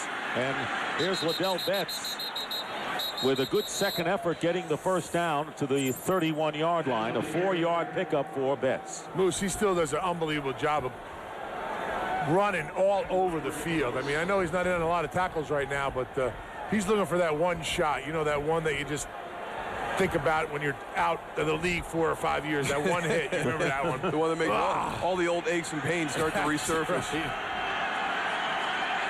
You guys would know about that. First down on the 32. Play action for Ramsey. And delivers it to Gardner. And Gardner is stopped at the 35-yard line. Still about 7 yards away from first down yardage. And there is Darren Woodson, who has been injured. And, of course, when people talk about injuries, you just assume you're going to fight through them. That was a huge loss for their defense. It really was. In more ways than one. Number one, his productivity on the field, but his leadership in the secondary of being able to get all the guys lined up and to tell these young guys like a Terrence Newman or a Lance Frazier what they've seen from teams and just the little subtleties that you learn from playing that position for 12-plus years in the NFL. Second down and 6. Ramsey has posed, and a good tackle put on by Terrence Newman, preventing further damage. 4 yards will bring up third down and short for the Redskins. So the good thing that Terrence Newman does on the end of this play is he doesn't compound the mistake. It's a short catch. and he just watches Lavernius Coles. He sees where he is, and he makes a sure tackle. He doesn't do anything where he takes his eyes away from the receiver to try and make a play on the ball, and then all of a sudden you've got a catch that's going to be for 4 yards, but you got 20 yards of a run after it. 3rd down and 2. And Ramsey's pass caught for the first down by Brian Kozlowski, close to midfield, picking up 8. And for a game break, let's bring in James Brown from L.A. Hey, Dick, take a look at this bullet thrown by Jake Delhomme to Mike Seidman, who's down on the ground in the end zone. Again, a laser, making it 30-14 Carolina. And Sean Alexander, about to become a wealthier man. You know, this is a contract year. Look at this run, Dick. 17 yards. Good-looking run indeed. Seattle on top, 17-7. Back to Dick Stockton. And the drama continues here in the 16th week of 17 in the NFL regular year. Liddell Betts tries the middle of the line and gets 1 yard right now. And we'll take a look at the NFC playoff picture. Simple part is on the left side, where the Eagles have home field throughout. Atlanta Falcons have the 2nd seed and a bye in the 1st round. Packers win the NFC North. And Seattle trying to hold on to a 1-game lead over the Rams, who play tomorrow night. And as you pointed out, the Saints right now would be a wild card team with the Vikings. Yeah, amazing that they've gotten to the point where they control their destiny after everything that happened shortly after Thanksgiving. Hard to believe, but there they are. 2nd down and 9. Liddell Betts. There's nobody out there. 1st down for Betts to the 41-yard line of Dallas. 10-yard gain with no one out there.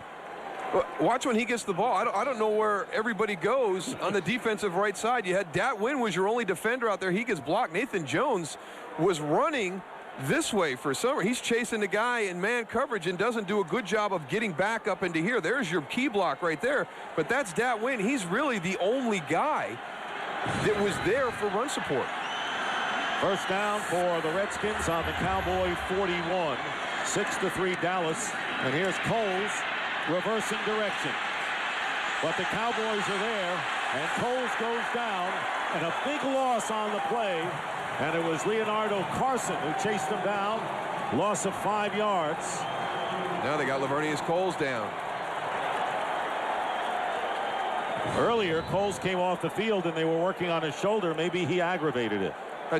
When their defense has always been built on speed, and very rarely do you have success coming all the way across the field. And guess who it was, Tony? It was Roy number 31. Williams. Your guy. He got a half of one. That wasn't all he had. No, that was not close to what he had.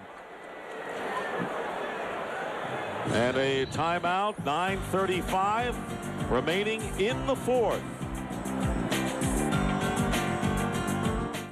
Fox NFL Sunday is brought to you by Volkswagen. On the road of life, there are passengers and there are drivers.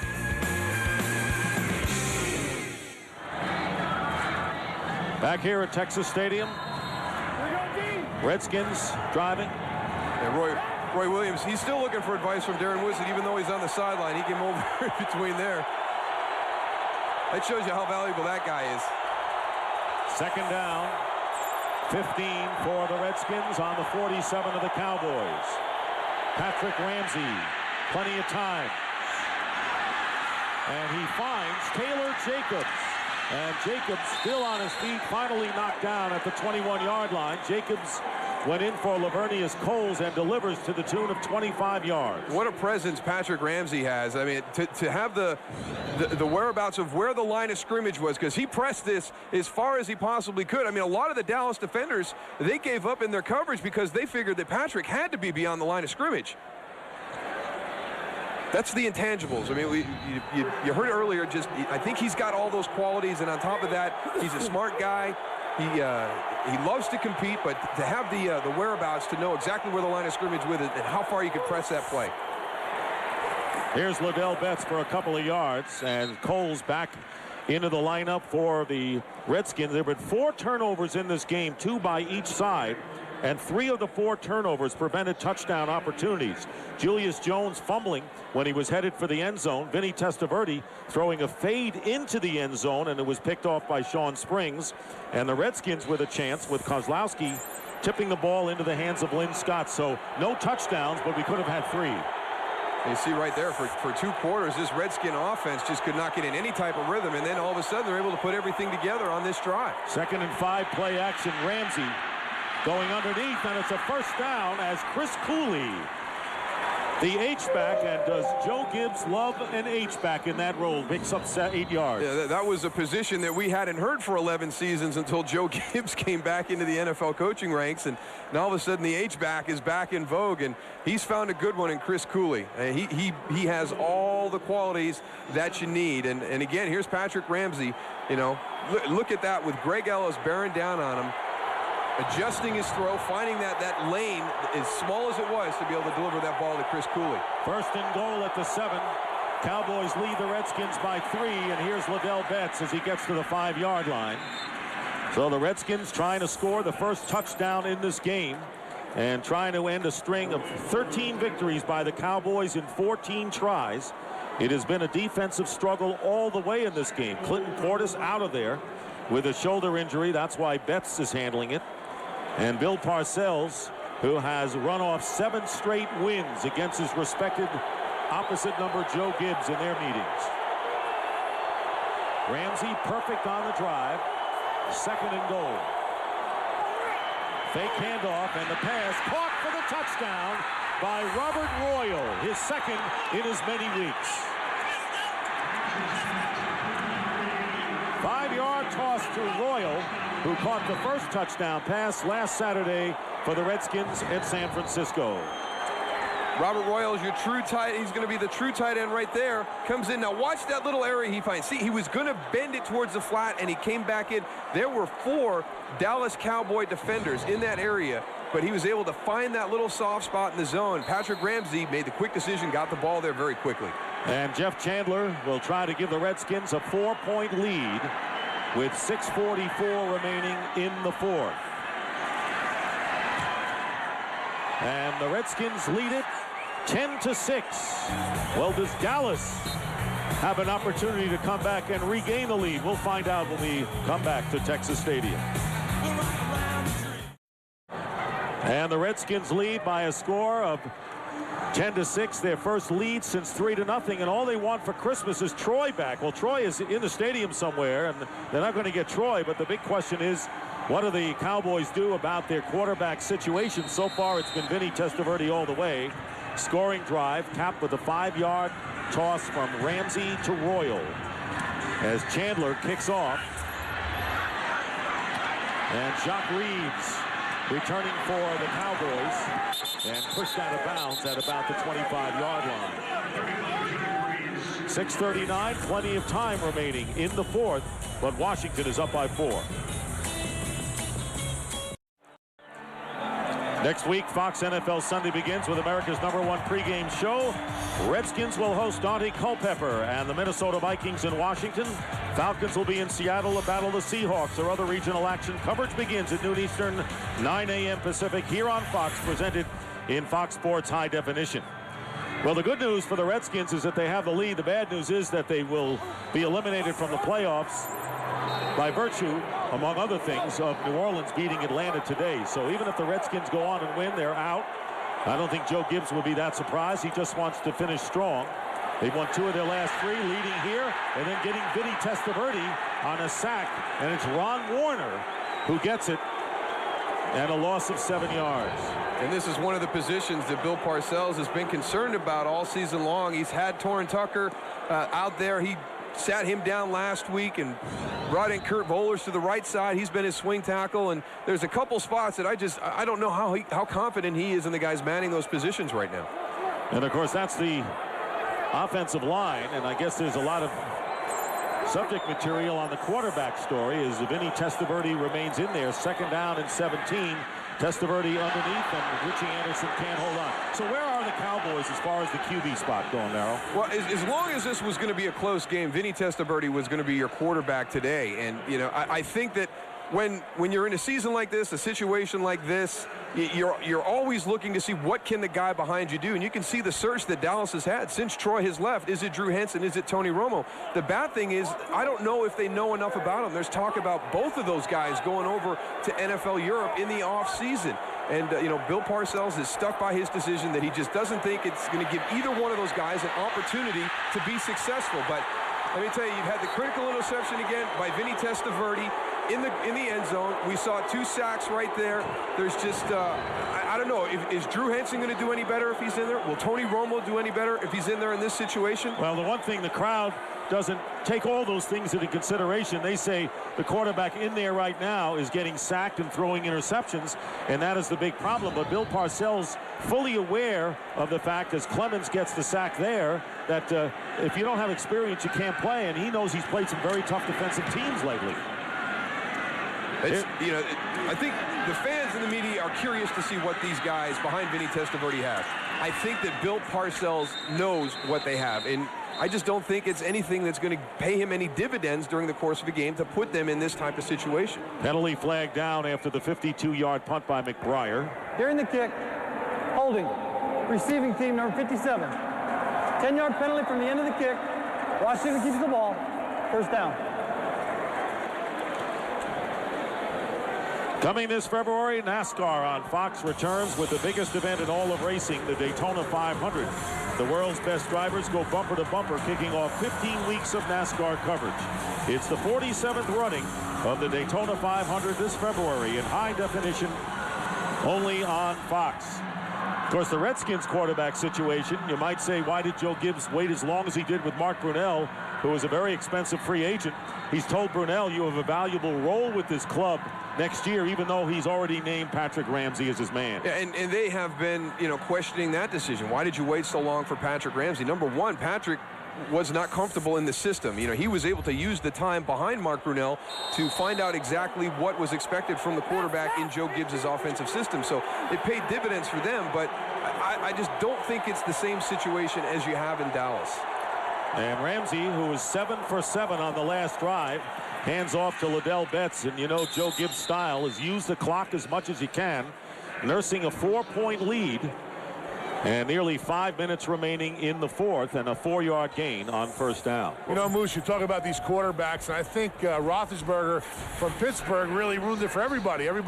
All the fans, I guess, on every team think that they have a Roethlisberger on the sideline. Good point. And Parcells has said the fact that the quarterback needs a supporting cast. And when you look what Ben Roethlisberger has in Pittsburgh, their defense, their running game, their offensive line is stout. They've got great receivers. I think he's got a tremendous cast around him, and he was able to just feed off of their playmaking ability. Bill Parcells does not see that here in Dallas. Not yet. 2nd down and 6. And Liddell Betts gets to the 28-yard line. You had Alan Faneca to run behind, and you're Deuce Staley or you're the bus. And you have a great defense. Roethlisberger could look very good so far, and it remains to be seen as we get to the end of the year.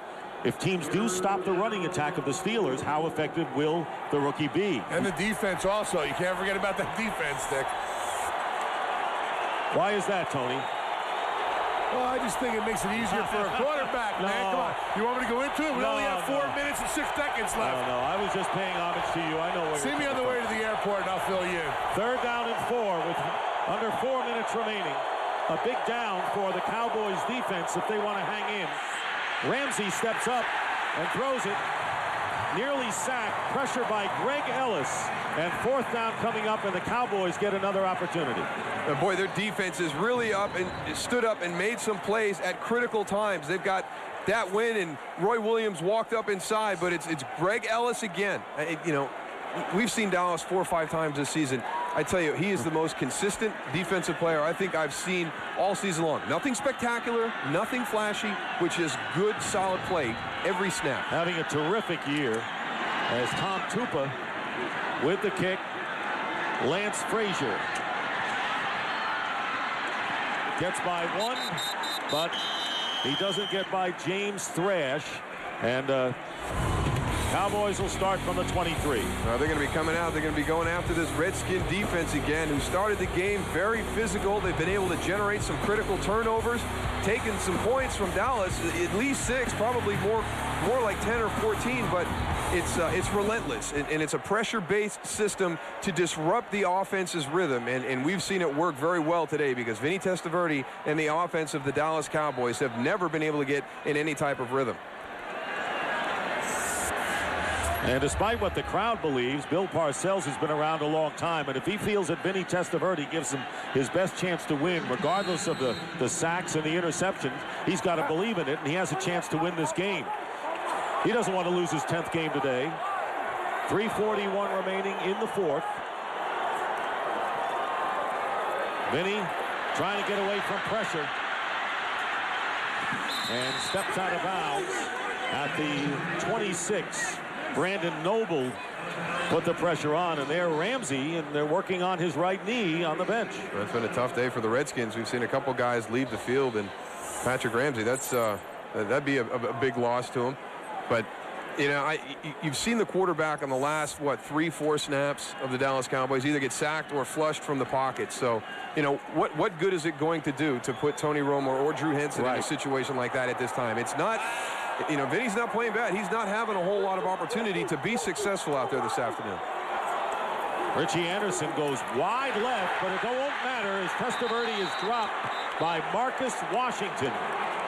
And for the Redskins, that'll be their 5th sack of this game. Greg Blanche sees that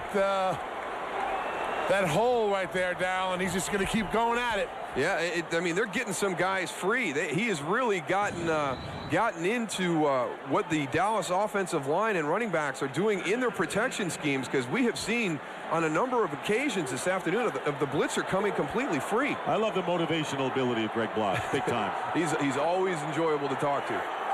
3rd down and 10 as we approach 3 minutes remaining. First charge timeout. And the Redskins Washington call a timeout as their first of the second half.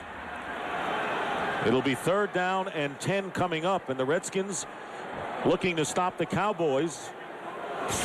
Let's take a look at the Pro Bowl coming up. Marcus Washington, who just got the sack, will be going to the Pro Bowl, and Clinton Portis, Sean Taylor, and Antonio Pierce. Taylor, the impressive rookie, are alternates. Oh, Antonio Pierce, he wasn't even expected to be a starter. He's had an outstanding year. And then you see again, that's 5 defensive guys that are alternates. And that was one of the reasons they felt as though that they were overlooked, because this defense has played well all season. And when your offense is struggling, there's even that much more pressure on that unit to kind of hold the team together. And that's what this group did. And it's going to be interesting to see them next year. They've had a full season with Greg Williams and Greg Blanche and all their defensive coaches to really learn what they're trying to do from a scheme standpoint. When they take the field next year with a year under their belt knowing this system, it's going to be fun to watch. And let's not forget, LeVar Arrington back at 100% is another addition to that group. 3rd down and 10. Redskins have only 2 healthy cornerbacks right now. Can Testaverde take advantage? He's going to go down. He actually picks up a couple of yards. Chris Clemens, who had a sack a couple of years ago, a couple of weeks in this league, and it'll be 4th down.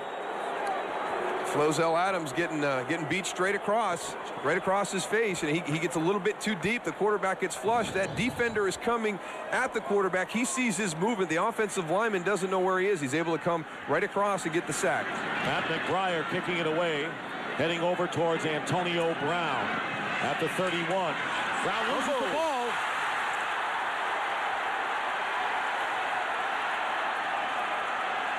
We'll wait for the official call. Antonio Brown, number 86, he sure is hoping that that's the way the ball is going to go.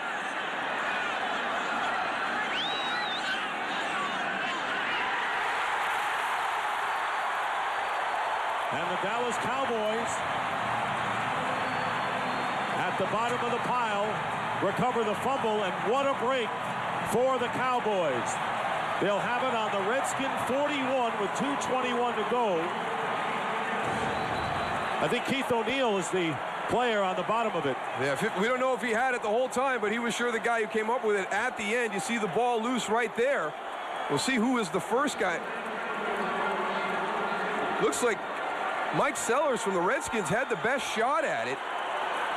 Somehow Keith O'Neill came out of the bottom. There was 4 or 5 Redskins closer to the ball. I did not see Keith O'Neill at all when that thing started, but he came out from the bottom of the pile with it. So now a test for the Redskins defense as the Cowboys getting a possible break here. Testaverde being chased. And he throws it away. Pass is incomplete. Got out of the pocket apparently. He just got out of that pocket, Dick. Yeah, out of the pocket and beyond the line of scrimmage. There you see what the Redskins are going for. They want to take over the #1 position as the best defensive team. The Steelers, look at that. 10 yards difference right now between the Redskins and the Steelers. With 1 week left to go. It'll be 2nd down and 10.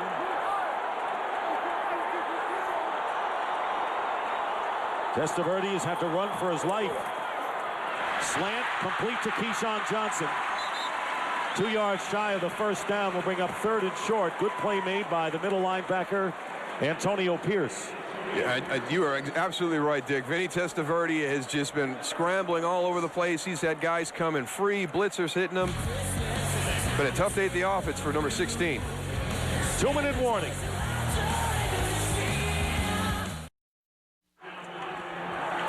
Two minutes remaining, and the Cowboys looking at 3rd down and 2. And keep in mind, they have 2 downs to get the 1st down. And they need a touchdown. A field goal will not do. Testaverde with a pump fake.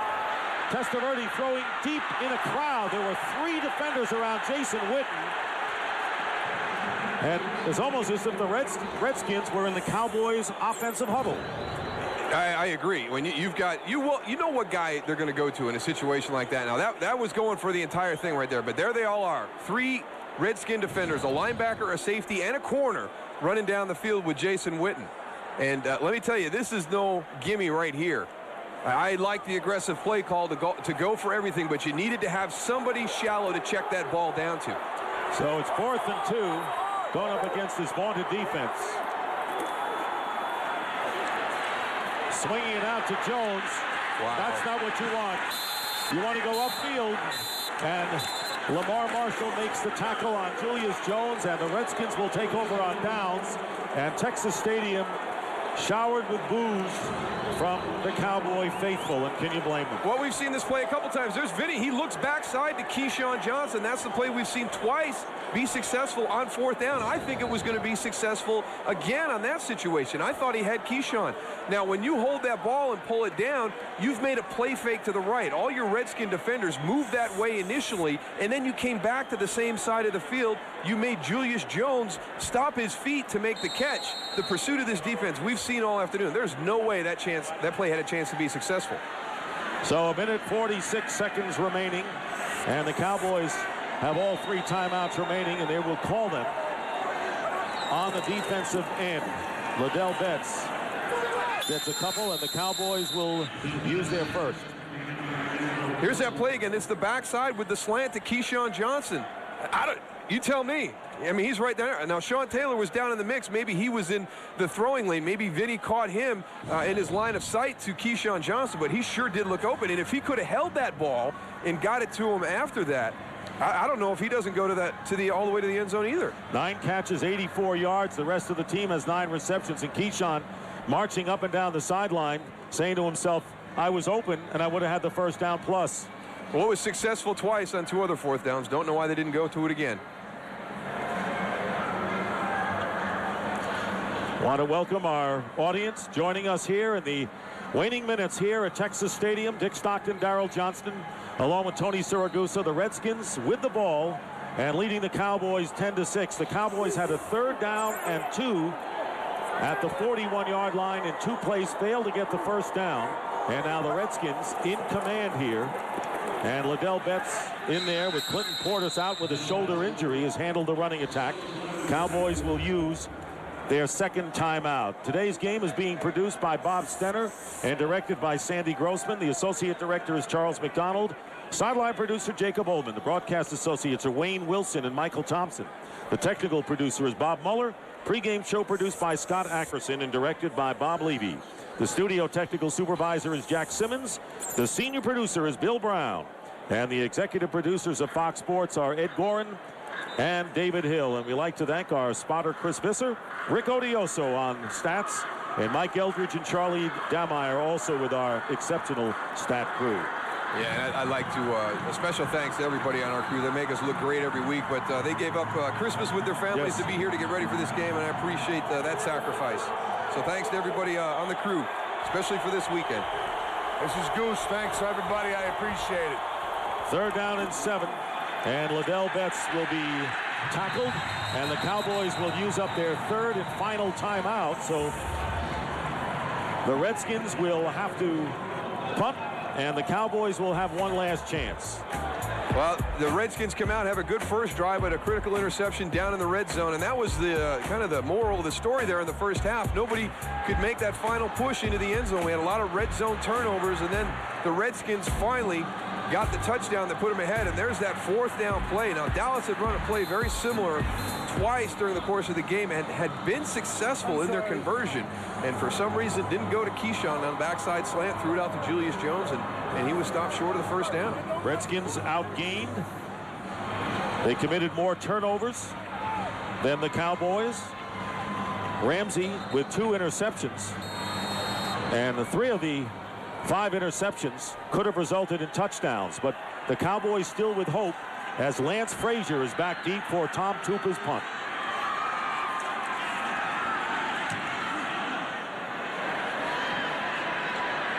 Frazier calling for the fair catch at the 24-yard line. Tom Tupa's done a nice job today, guys. He's done a good job all year, Tony. And if you play for Joe Gibbs, you better be able to kick the ball. Well, Fox tonight, it's the Simpsons Extreme Mistakeover episode, followed by Arrested Development, nominated for 2 Golden Globe Awards, including Best Comedy, and a full hour of Malcolm in the Middle. It all starts with King of the Hill next, except on the West Coast. Cowboys need a touchdown to pull this out, trailing 10-6. And if the Redskins can hold on, it'll be the first time that they have won this year when they have trailed at any point in the game. When they have been behind, they haven't won. Today they were behind, and they're on the brink of victory. Testaverde's first pass thrown onto the Redskin bench. And we have time for another game break. Here's James Brown. Take a look at New England, which secured a 1st-round bye today.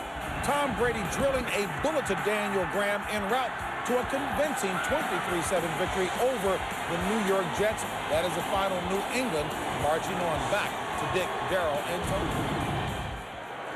But Pittsburgh right now would be the home field, and of course the Super Bowl 39 will be on Fox.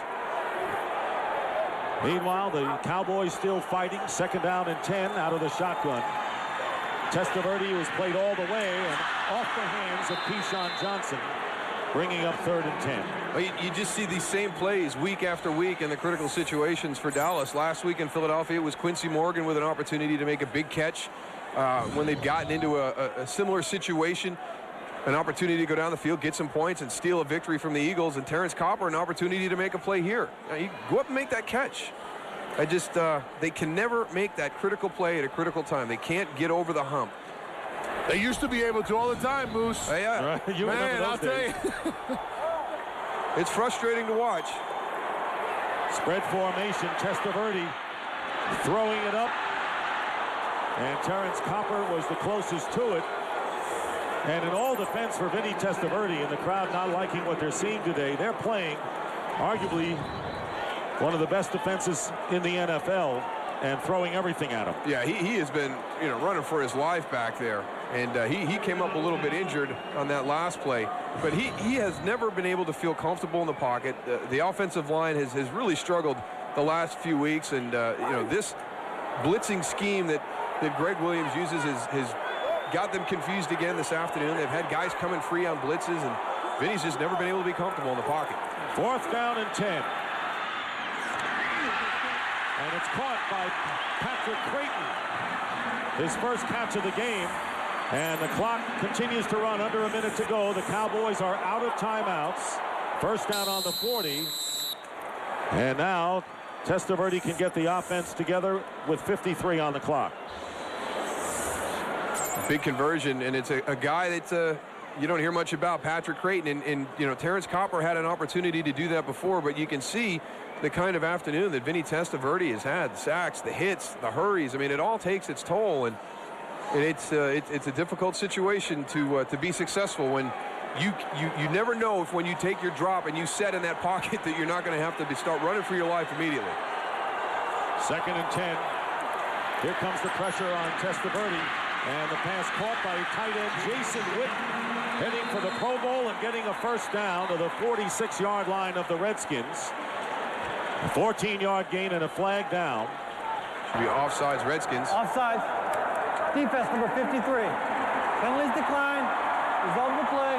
First down. Marcus Washington, and because of the penalty, the clock did stop at 47 seconds.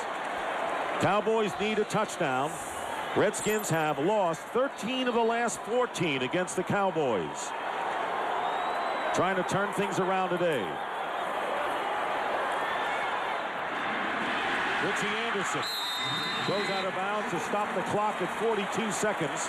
And the Cowboys on the Washington 40. You wonder what one is going to give. Are the Redskins finally going to win a game that they've trailed in? Is Dallas finally going to come back and put together a drive in the last minute of a game to steal one from somebody? It's it'll be interesting to see how this plays out, because neither one of these groups has been successful in this situation very much this season. So pretty much what you're saying was there's going to be one hero somewhere. There's one hero and many goats. 2nd down and 3 from the 40. Trying to get it to Jason Witten. Incomplete. 3rd down and 3. And, of course, the time, a huge factor here, as Bill Parcells' Cowboys have 2 downs to try to move the sticks, but it's not so much getting the first down anymore. It's really threatening getting into the red zone. Yeah, and that has been their struggle all afternoon. They have had opportunities down in the red zone, but they've had turnovers, and they've been forced to kick field goals. So, hey, you wonder if they want to get to maybe the 25-yard line and start taking their shots from there, because their offense, it just stalls once they get inside the 20. Well, Joe Gibbs trying to end an 0-for-7 string against Bill Parcells. Time running out, though, for the Cowboys. And here is Clayton. He makes the catch. Clayton, touchdown, Gallup.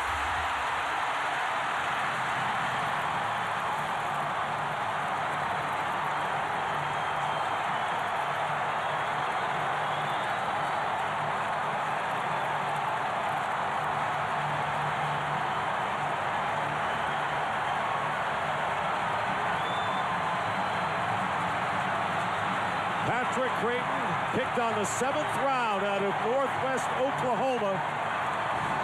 Inactive for 5 games this season with a 39-yard, perhaps game-saving grab. You saw number 36, Sean Taylor, right there. He bit to go get Keyshawn Johnson. He didn't expect Vinny Testaverde to go to Patrick Creighton with the game on the line. He was worried about number 19. And this crowd is stunned the way things were going for the Cowboys offense. Billy Cundiff with the extra point. And the Cowboys lead 13-10, 30 seconds remaining in the game. And the Redskins, in case you're wondering, have 2 timeouts left. But the hero is Creighton and also Mr. Testaverde. At the first of his career, it's a game winner for the Dallas Cowboys. But I want you to watch. They're going to release Patrick Creighton. Number 36, Sean Taylor. There he goes. You saw him. He was all the way over on Keyshawn Johnson. That's where he thought the play was going to go to. That's a guy that you're going to be worried about when the game is on the line. Vinny Testaverde had a confidence in a young guy, gave him an opportunity to make a play, and he's the guy that really kept this drive alive. He had the 4th and 10 reception. When really, at that situation, I really didn't think Dallas was going to convert there the way they had performed on the previous 3 plays. Absolutely, Darryl. There was no indication. And you can see how relieved Vinny Testaverde is, and I'm sure the fans love him right now. They're not calling for Tony Romo. That the way they were working around the 50-40, it didn't look like they were really going to challenge the Redskins deep. Yeah, and I tell you, Greg Williams, I was just about to say the thing that I like about what they're doing defensively is they're not playing that prevent scheme. They're not getting away from a style of defense. They have played the entire game at the most critical time of the game and go to something different. They stayed with a lot of their pressures. They were playing some man coverage, but it was just the fact that Sean Taylor, that's a young guy who's thinking that, hey, I'm worried about Keyshawn Johnson. I'm not really worried about number 84 out there.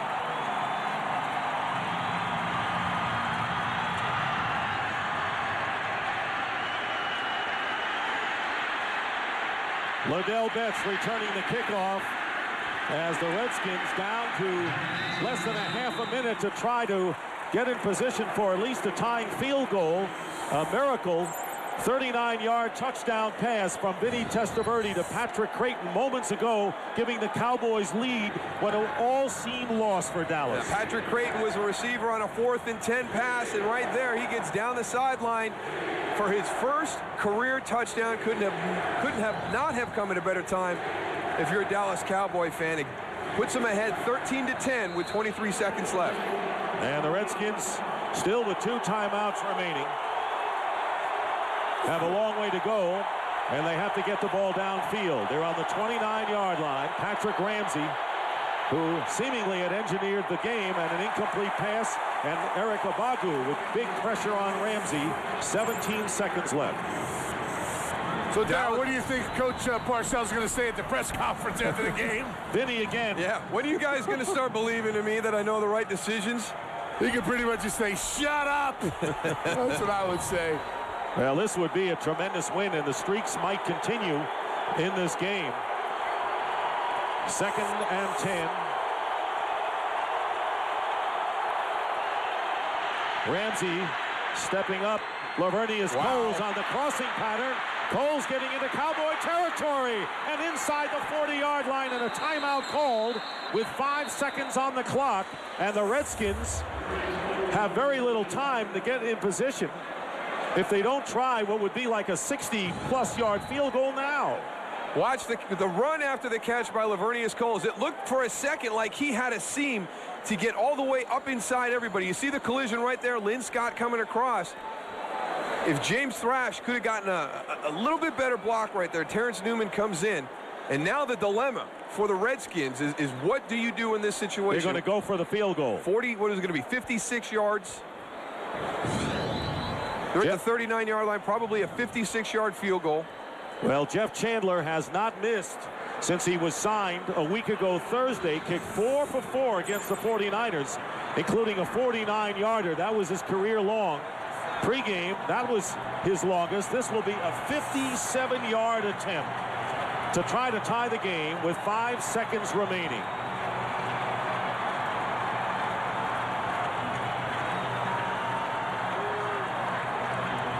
Nothing to it. 57-yard field goal to tie on the road against the Cowboys.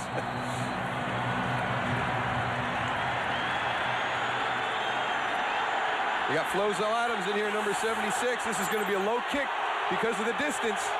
Gibbs and Parcells look on, and this kick is no good. Well short, and the game is over.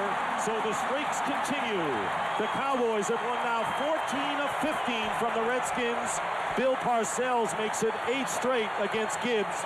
And the Redskins still have not won a game this year that they have trailed at any time. An exciting, thrilling game between the 2 great rivals and the coaches who meet at midfield. The final score, the Dallas Cowboys 13, the Washington Redskins 10. And for Darryl Johnston and Tony Siragusa, Dick Stockton saying so long. Neither of these teams going to postseason. You never know it the way they play today. That's the story here in Dallas. Right now, let's go to James Brown in our studios in Los Angeles. Playoff spots and records are ready to fall. Week 16 of NFL Primetime. In Indy, Manning looks to pass Marino and pull off a big comeback against the Bolts. Pittsburgh is just a win away from staying home through all the playoffs, but their leading man left early.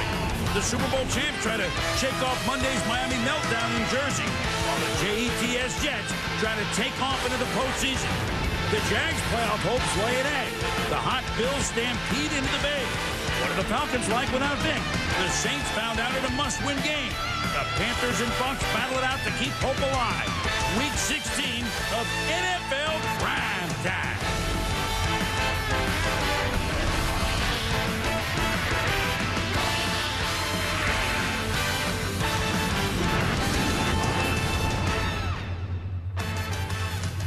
NFL Primetime is presented by Miller Lite.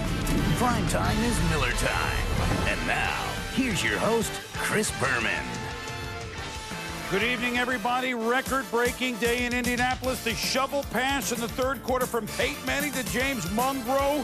And then in the fourth quarter, capping off a big comeback for Indianapolis, Peyton Manning to Brandon Stokely, 49 touchdown passes. We'll show you how the game went into extras. But Peyton Manning now, 20 years after Dan Marino had 48 touchdown passes in his second pro season in 1984. Peyton's seventh pro season, 49 with a game to go. Congratulations to Peyton Manning. The record has indeed fallen. We'll show you highlights of the game shortly. Hi, everybody. I'm Chris Berman along with Tom Jackson. And again, it's a privilege for us to be in your homes on this Christmas weekend. Merry Christmas to all those out there. Merry Christmas out there. Certainly a different day, Tom, because someone that we all knew very well.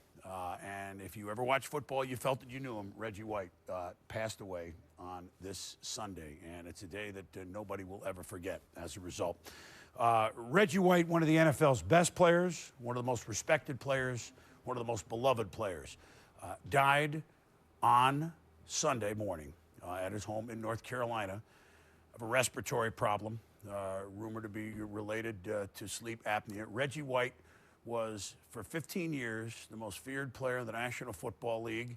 Reggie White was twice the Defensive Player of the Year with the Philadelphia Eagles, the Green Bay Packers, then finished up his career with Carolina. When he retired, he had 198 sacks, which was the record. He's a member of the 75th anniversary team of the National Football League, 13 straight Pro Bowls.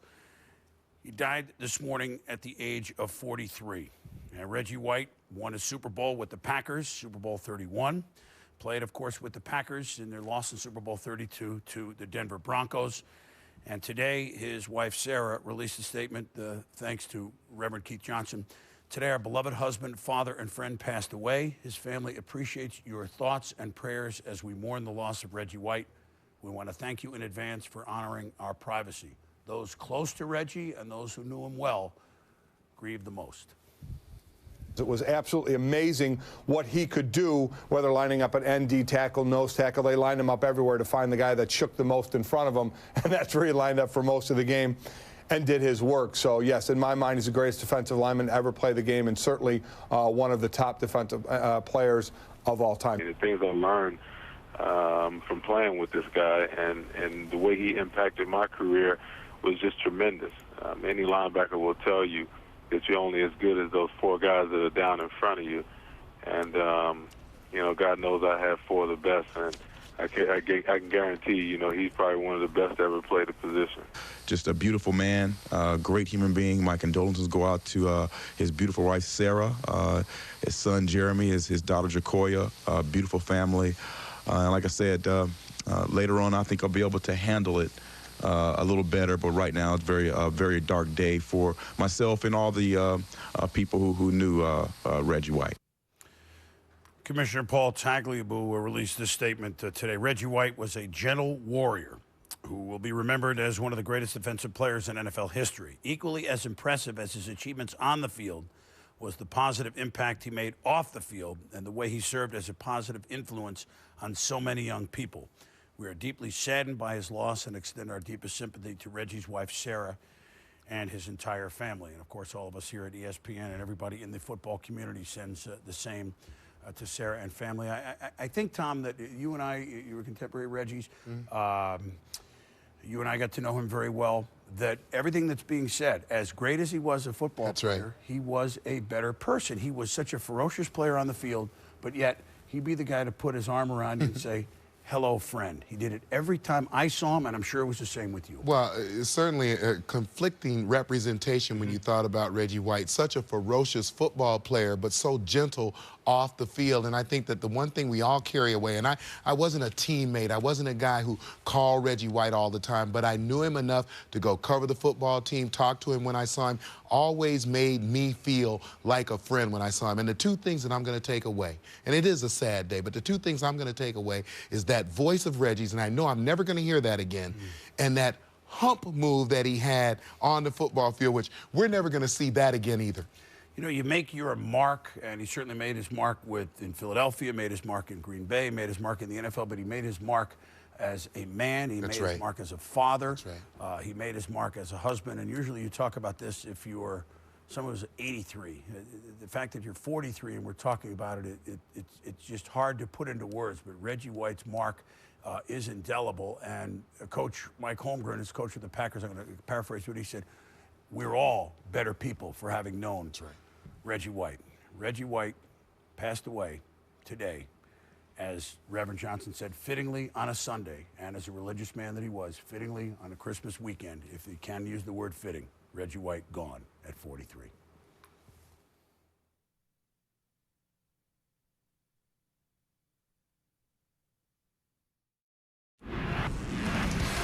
NFL Primetime, presented by Miller Lite. Grab yourself a great-tasting low-carb Miller Lite. And in part by Nike. And now the games for Sunday, Week 16. A lot of snow in Cincinnati. Tom. Yeah, they didn't clean any of it up either. John Kitna playing for the Bengals. Carson Palmer shell for the year. And Kewan Ratliff trailing 22-17 against the Giants with a 42-yard punt return. Bengals in Giants territory on 4th and 10.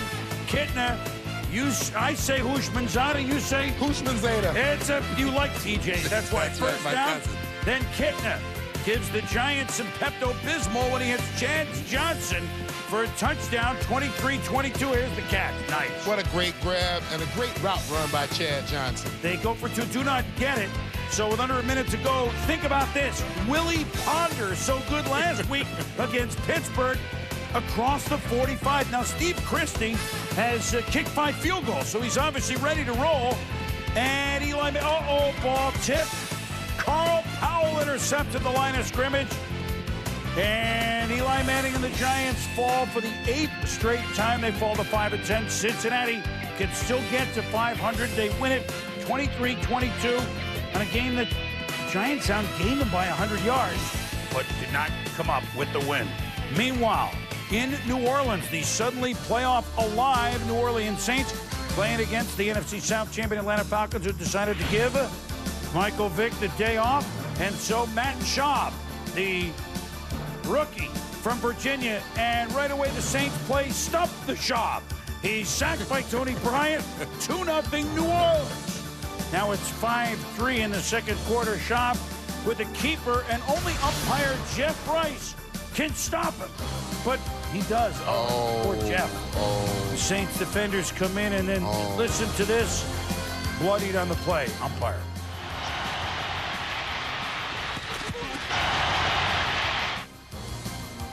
He was taken off. Be okay. Falcons had to settle for a field goal. Meanwhile, Aaron Brooks, 4th and 1, a touchdown, and the Saints lead second quarter 12-6. Same score in the third quarter. Aaron Brooks, the Dante Stallworth, and he can motor, Tom. Yeah, he can really run, and when they are clicking offensively, you see the talent that they have. Look at the New Orleans Saints, all of a sudden alive. 19-6. Here come the Falcons. Warwick Dunn swimming up off right guard, 16 yards, 19-13. But on the ensuing kickoff, once every couple of games, it's the beer man, Michael Lewis. Gets some blocking, scoots outside, and he could go all the way. Kegs for everybody. 96-yard touchdown. How about the block? Yeah, look at Michael Lewis. Look at the hole that's just inside, but being the return man he is, great instincts, gets to the outside, gets to the sideline, destroys every angle, runs for the score. And the Saints win at 26-13, so at 4-8, Jim Haslett about to be shown the door. Well, it might be the playoff door. We'll go through the playoff scenarios a little bit later on. And Atlanta, I know Schaub got his first start, but yeah, I believe it's all about balance. You see the numbers by Brooks, and even though he threw the 2 INTs, look at Deuce McAllister.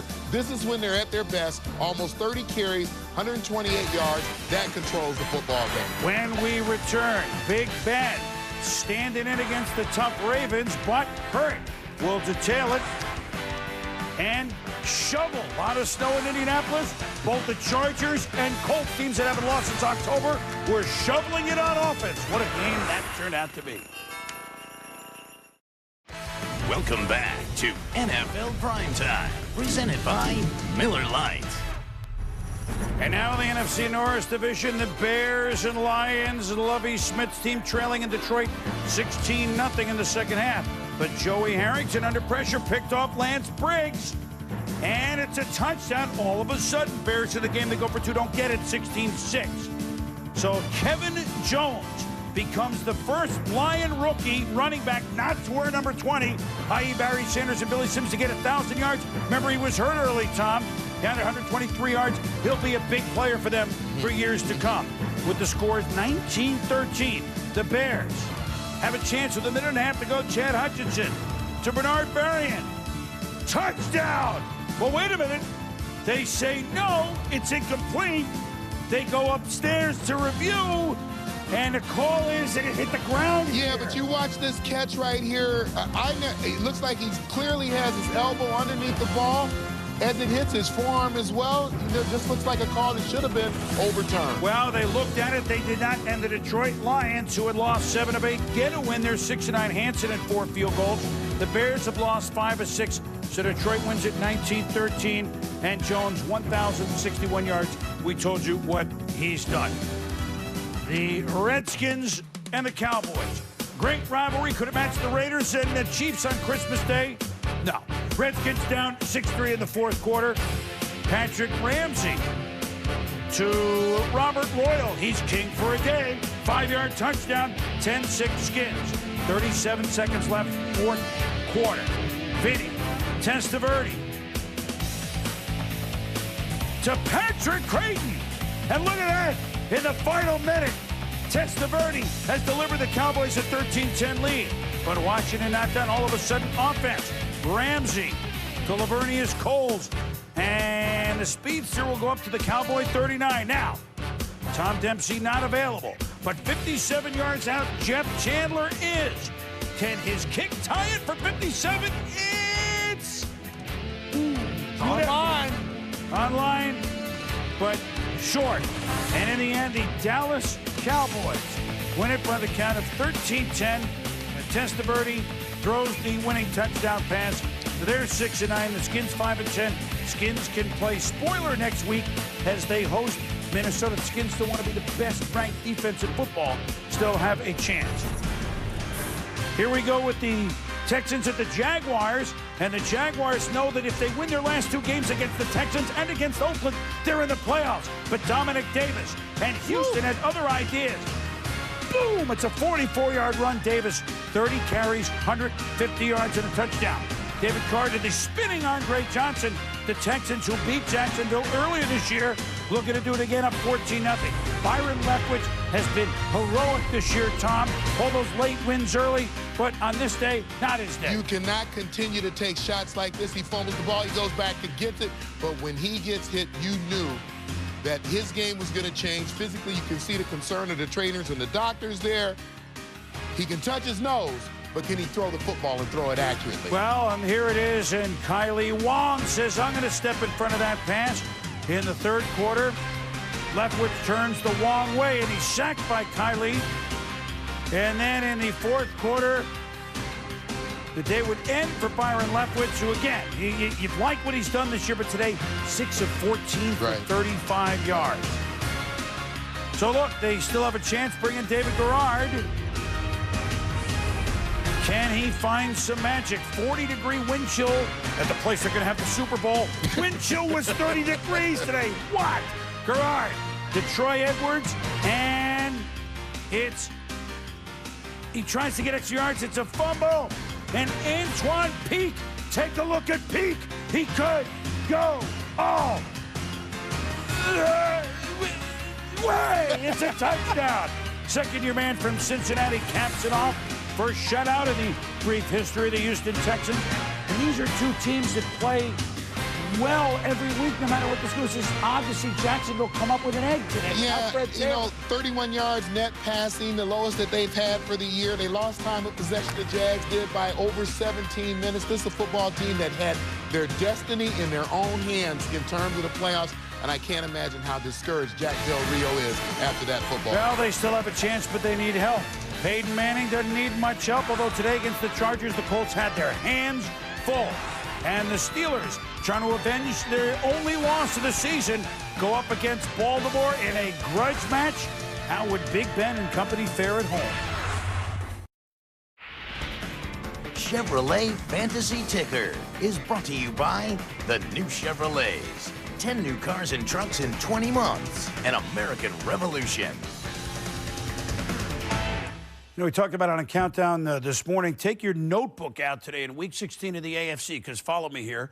Essentially, Team 3 played Team 4, Team 2 played Team 5, and Team 1 played one of the Team 6s if you were to start the playoffs today. Here we go for Heinz Field, the 1-6 game, if you will.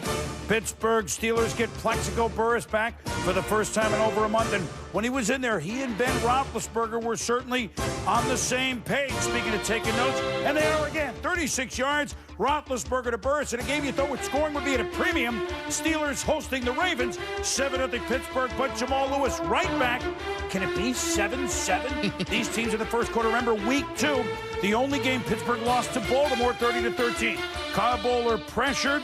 Randy Himes hit by Chris Hope and Hines. So Hope hits Himes and Hines. Say that 3 times fast. Later, Roethlisberger. How about this?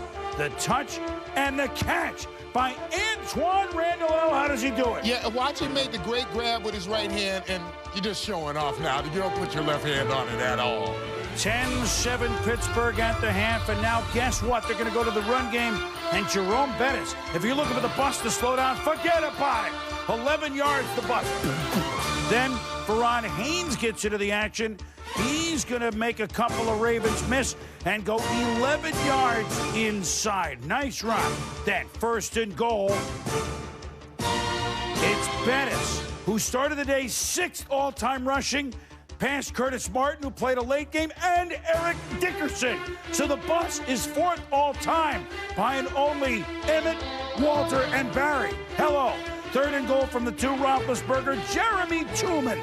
Play action, touchdown, 17-7 Steelers. Roughing the passer on the play, Terrell Suggs. Yeah, and Terrell Suggs here doesn't get called for actually pushing the quarterback. He gets called for driving Big Ben into the ground. And he would leave the game. He would come back in the next possession, but at some point signaled to come out. But before he came out, Roethlisberger to Burress. That's going to be 26 yards. Ben played one more play, then left with a bruised sternum, it's believed. More on that in a moment. Set up a field goal, 20-7. James Harrison knocking Kyle Bowler's pass down at the line of scrimmage. Yeah, he timed the jump perfectly, got his hand up, knocked it down, and what a great scene right there. 2 great pros, one a coach, one a player. Who have enjoyed each other's company, and they're going to enjoy each other's company at home. They avenge their only loss of the year. The Pittsburgh Steelers have now won 13 in a row. B, they beat the Baltimore Ravens, perhaps knocking their arch rival out of the playoffs, although we will see in Week 17. C, the Pittsburgh Steelers will now be home throughout the playoffs. They have completed an 8-0 home slate. They're one of the 3 teams that could be. Philly and New England still have home games to go. And the Pittsburgh Steelers with home field. Now, look. Roethlisberger taken to hospital, X-rays result not known yet. Thought to be a bruised sternum. We can only speculate there, but I doubt he would play next week in Buffalo. And then the Steelers have a bye and wouldn't play at home until either January 15 or 16. Look at what they're doing, Tom. Yeah, they ran a lot against the Ravens. It is a fabulous story. Another 40-plus runs today, 42, in fact, 27 of them by Jerome Bettis. So the game plan is perfect. You ask your quarterback to throw 20 times. He completes 15 of those passes. And I think Jerome Bettis is going to be, I think, the comeback player of the year. This has been a fantastic year for him as a player. And when we talk about teams that run the ball and run it well, you know, we're talking about 500 carries usually. This team is at 575 now. They're going to run the ball over 600 times. So when Coach Cowher tells you he got back to playing Pittsburgh Steeler football, he did. Well, Faneca, Hardings, et cetera, they got guys to do it. And that's right. They mean some serious business, the run game and the defense. Well, we told you that was kind of a 1-6 game. A 3-4 game as we stood between 2 teams that hadn't lost since October. San Diego, the winner of the AFC West, 11-3, won 8 in a row. Indianapolis, the winner of the AFC South, that won 7 in a row. And, oh, by the way, Peyton Manning wondering if he could come up with the record-tying and record-breaking touchdown passes. He had 47 going in to this game against San Diego. But early on, how about Donnie Edwards? This guy has had a month that you dream about. 5 picks now as Edwards makes the picks and lateral. And he has been immense. One of those Pro Bowl snubs we talked about. Yeah, and LaDainian Tomlinson, look at the catch off the back hip boom. He could go all the way. San Diego, Superchargers. 74 yards. No, wait a minute. The Chargers have gone in, and they're leading the Colts 7-0. Manning, Dallas Clark. I got to say, the San Diego defense for most of this game had Indianapolis off balance. That was a field goal in that drive. Then here's Donnie Edwards again. Boy, those linebackers are active. Forcing a fumble, Colts punt. And Peyton, been sacked only 9 times going in, was sacked 4 times today by the Chargers, chewing out the offensive line. Meanwhile, at 10-3, Drew Brees. Remember, he played college football in Indiana, the state of Indiana, at Purdue. That's Eric Parker. Pens a 19-yard touchdown. Woo! It's a shovel. The snow in Indianapolis shoveled Antonio Gates 24-9 in the third quarter. Chargers, 3rd and 12. Manning now gets it going to Marvin Harrison, 30 yards, first down. And then you shovel, I shovel. And who caught the tying touchdown? James Monroe Jerry. In the wintertime when the weather is cold. 48. Congratulations, Peyton. It'll be a great trivia question in the future. 24-16. And now, LaDainian Tomlinson has now run for a touchdown in 12 straight games. The record over 2 seasons, Riggins and George Rogers with 13. 31-16 Chargers. Maybe the play of the game. Dominic Rhodes takes the kickoff early, 4th, and he could tightrope all the way. 88 yards, so a 15-point deficit is now 8 because of Rhodes. 31-23. Now, all of a sudden, the Colts feeling it. 3rd and 5. Manning, 3 minutes to go to Edgerrin James. 11 yards. Remember now, that was the 3rd down play. Now, 4th and 4. 2:16 to go. Manning, Reggie Wayne, 19 yards out of the Batcave, stately Wayne Manor. Manning, a minute to go. Brandon Stokely toward the post, touchdown. Touchdown, number 49. Dan Marino is passed. Meanwhile, there's a game to be played. Down by 2, 31-29. Edgerrin James, in there. That's a great call. That's a great call. 2-point conversion ties it at 31. With seconds to go, Brees picked off the only time in this day for Rob Morris, trying to get it into Kading's field goal range. And now we go to overtime. The coin flip goes immediately to the Colts. And immediately the Colts at work. Manning, Wayne, 35 yards. They run one play. Tony Dungy elects to go for a field goal a play later. Mike Vanderjagt from 30. Good. It's good. And the Colts, Peyton Manning in the record books. The Colts have won 8 in a row. They beat the Chargers in overtime, coming from 15 down, 34-31 on a day that the Colts took a while to get that offense going. They got going late. They got going in overtime, and they won. Peyton after the game. That's how we've thrown a lot of touchdowns, by seeing things. Either I've seen something, or maybe Marvin Harrison will come back and say, hey, Pate, I can get open on this. And that's how we've won a lot of games. And a tendency to try to do that just to help your team winning at the same time. If you want to throw a touchdown, that's fine. But I thought it's been good because we've been patient during these last 3 games. Defenses have really backed up, really taken away the pass, given us some good run looks. And we've been patient. And like I said, if it was to happen in the normal flow, it was going to happen. And it came at a pretty exciting time today. It's special because of Dan Marino and what he's kind of meant to me growing up, being a quarterback that I've always admired. And he's been nice to me while we played against each other and since then. And I appreciate that. And I'm a big fan of quarterbacks. And so, like I said, I know he always said that record meant a lot to him because it came during a special season for him personally. And this is a special year for us, we hope. It's a good ride right now. We hope to keep it going. He can stay so high in the game, but have everything in such perspective. Yes, such a classy absolutely. record holder, such a classy gentleman, and in the books with 49 touchdown passes. And now, the second team ever, the Colts with a 4,000-yard passer, 1,000-yard rusher. Edgerrin James has a chance to win the rushing title. 3,000-yard receivers. 95 Falcons did this. They got 3,000-yard receivers with 10 touchdowns or more. That's a first. And the Colts have become only the 10th team ever to score 500 points, Tom. With 508, they're 7th all time. They have an outside shot at the record. And It took a while to get going, but boy, you just can't give them even an opening, can you? Yeah, great job by San Diego. Played great defense for most of the game, but the last drive, when it came time to have to shut the Colts down, they went to a cover 2. You're going to see it's a familiar defense to the Colts. You look up at the top of the screen, that's Reggie Wayne going to be spot shadowed at the top. You see him staring down and throw the ball to his back hip. He has a chance to see it coming. The cornerback doesn't. Bottom of the screen, he always lines up to the right side at least 99% of the time. Marvin Harrison versus the cover 2.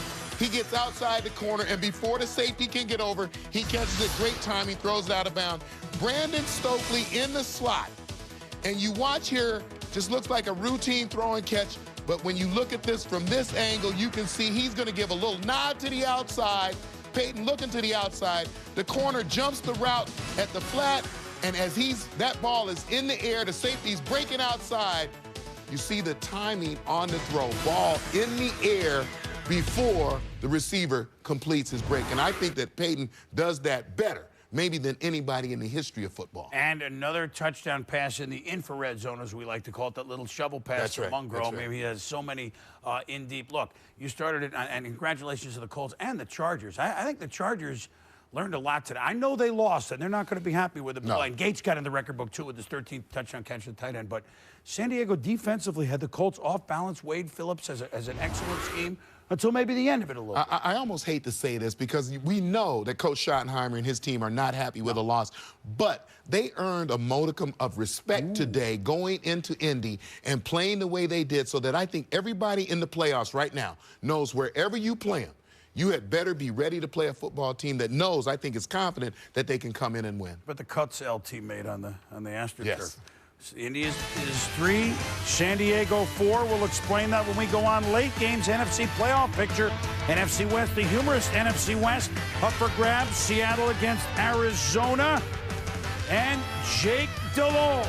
Can the Panthers come from miles back and make the playoffs? Panthers and the Bucks. Inside the Numbers. Brought to you by Visa, proud sponsor of the NFL. Get ready for the game.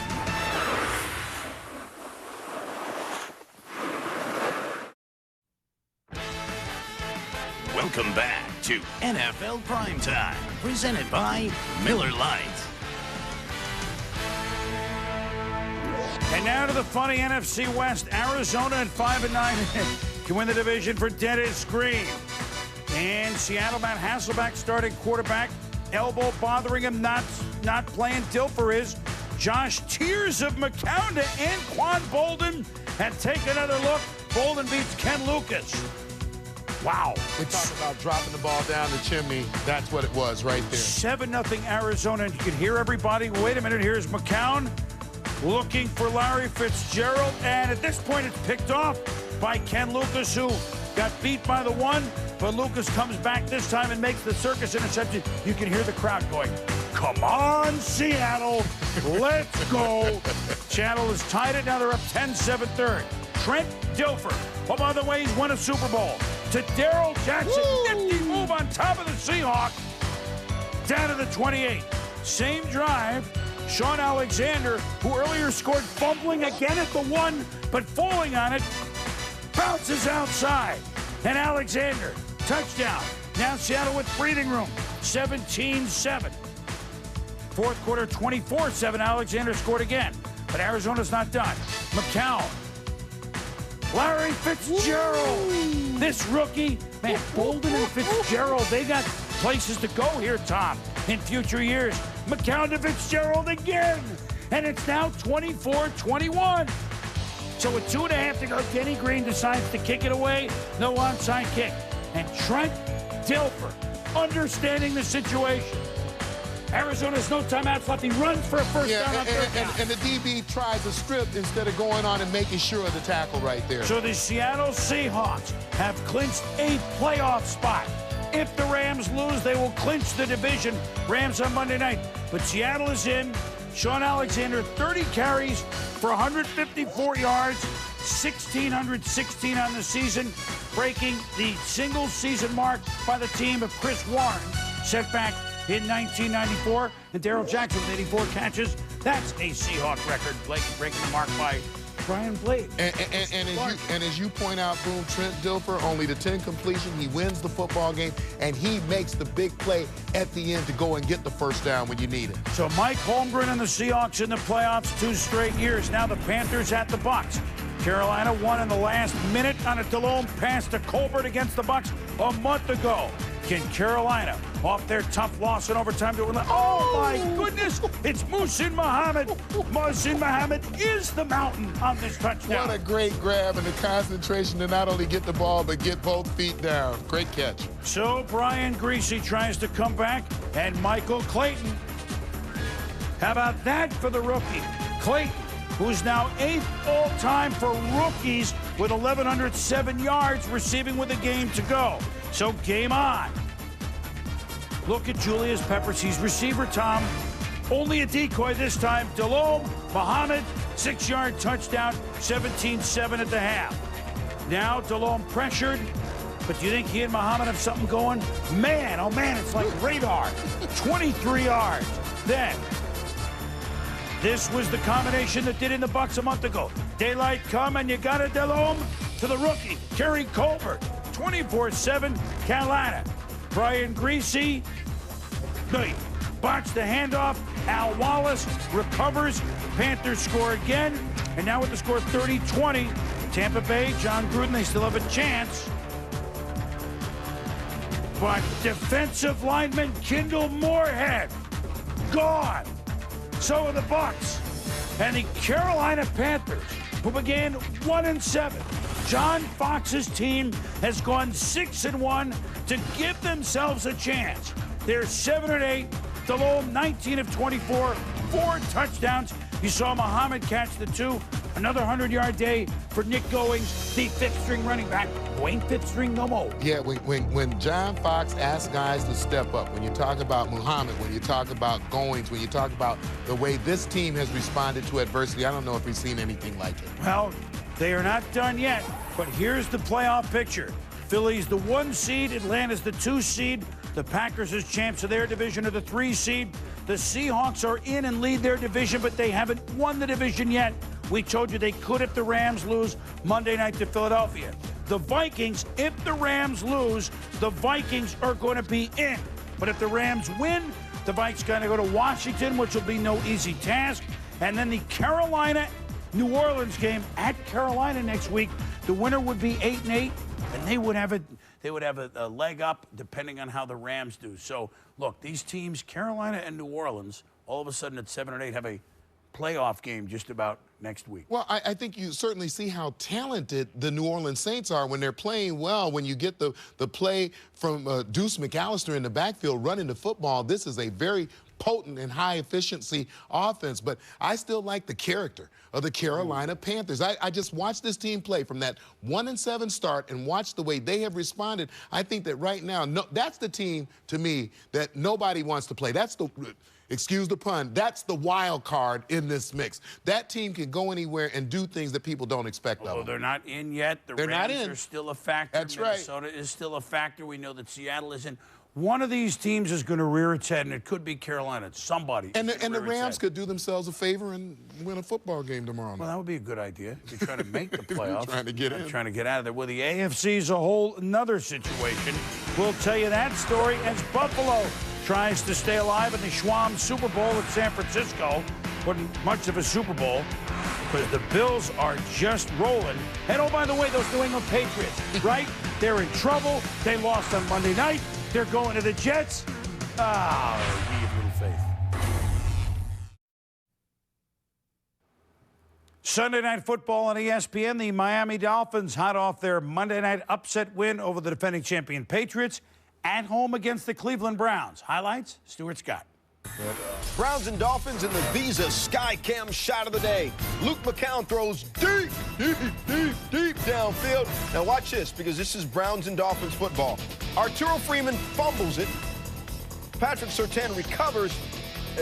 He gonna lateral to Sam Madison. Right? Uh-huh. Who then fumbles. Right.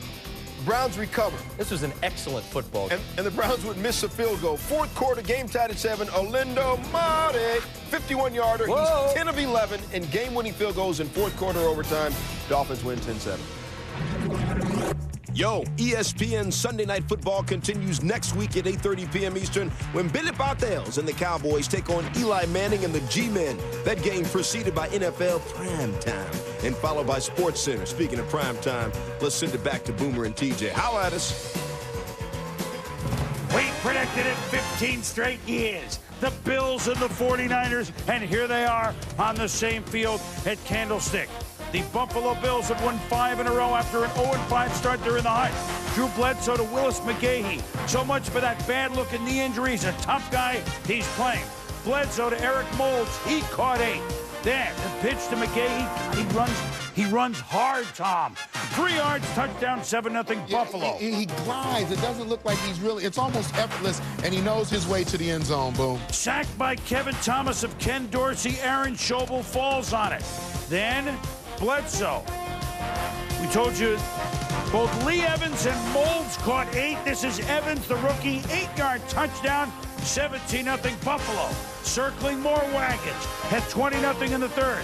McGahee, left side, 14 yards. Same drive, the toss. McGahee, man, 9 yards. Later in the drive from the 1.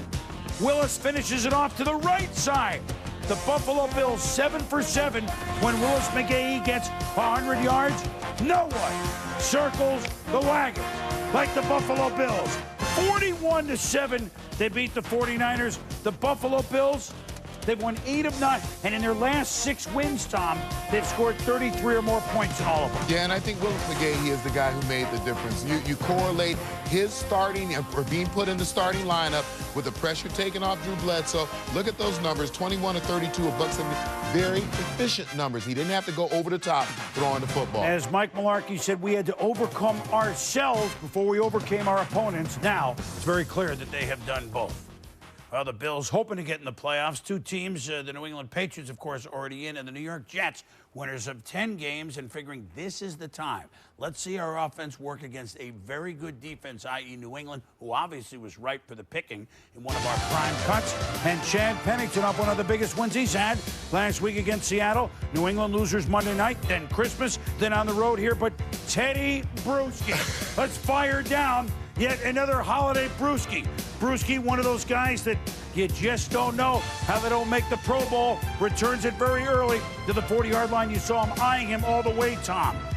Field goal, Vinatieri, then Tom Brady. Daniel Graham, 14 yards. Then Brady. Look at play action. Dillon allows him to do that. Nice pass to David Gibbons, 35 yards. Same drive. Brady, play action. To Daniel Graham, touchdown, 16 yards, just like that. 10-0 Patriots. Later, second quarter. Brady, plenty of time.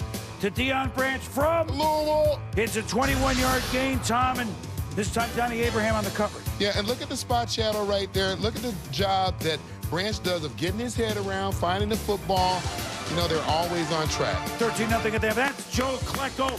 His number retired. You saw Namath and Maynard pull off. Yes, you're retired. Way to go, Joe, number 73. Meanwhile, Richard Seymour's leg landed on by Kevin Mawai. Obviously, big concern here. Seymour did not return in third quarter. Pennington's pass. Eugene Wilson with the score, 16-0. Wilson with that depleted Patriots secondary. They get it done again to the 15. And then Brady, look at how much is on play action, Tom. Wide open is Branch from Global. 6-yard touchdown, 23-0 the Patriots. Well, this is calling out. He comes back to the sideline, comes in, goes back out toward the sideline. Easy throw and catch, quarterback, wide receiver. And then Pennington sack, fumble. Jarvis Green recovers. So the sack machine working for the Pats. 2 classy guys, 2 smart guys, 2 AFC East quarterbacks going to be going at it a long time.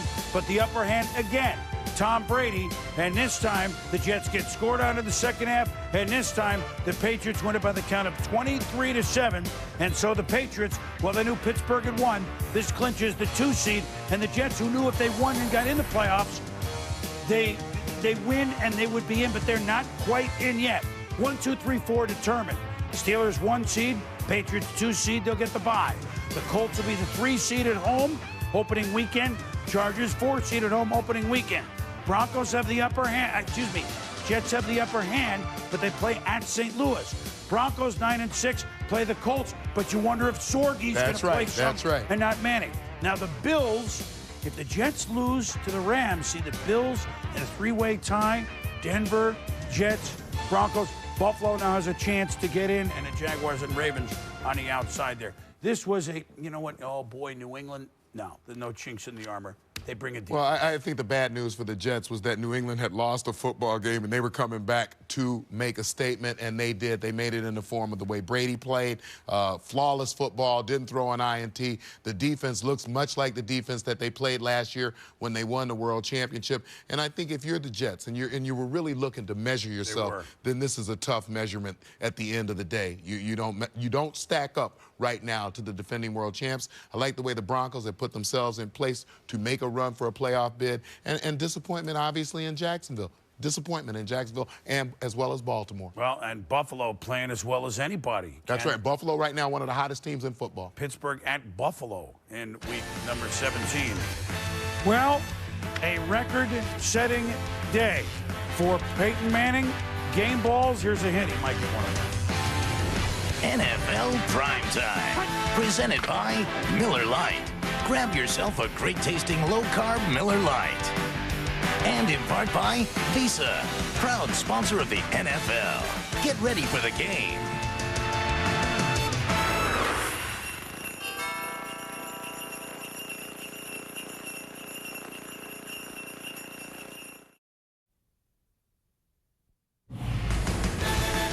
Primetime Performers, brought to you by Energizer. Keep going.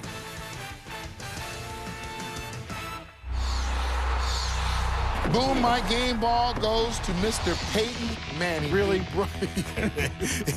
He broke the single-season touchdown pass record, passing Dan Marino the 49th touchdown today, the 48th and 49th today. The new NFL King, Peyton Manning. Congratulations, Peyton. Just great playing. Meanwhile, great playing.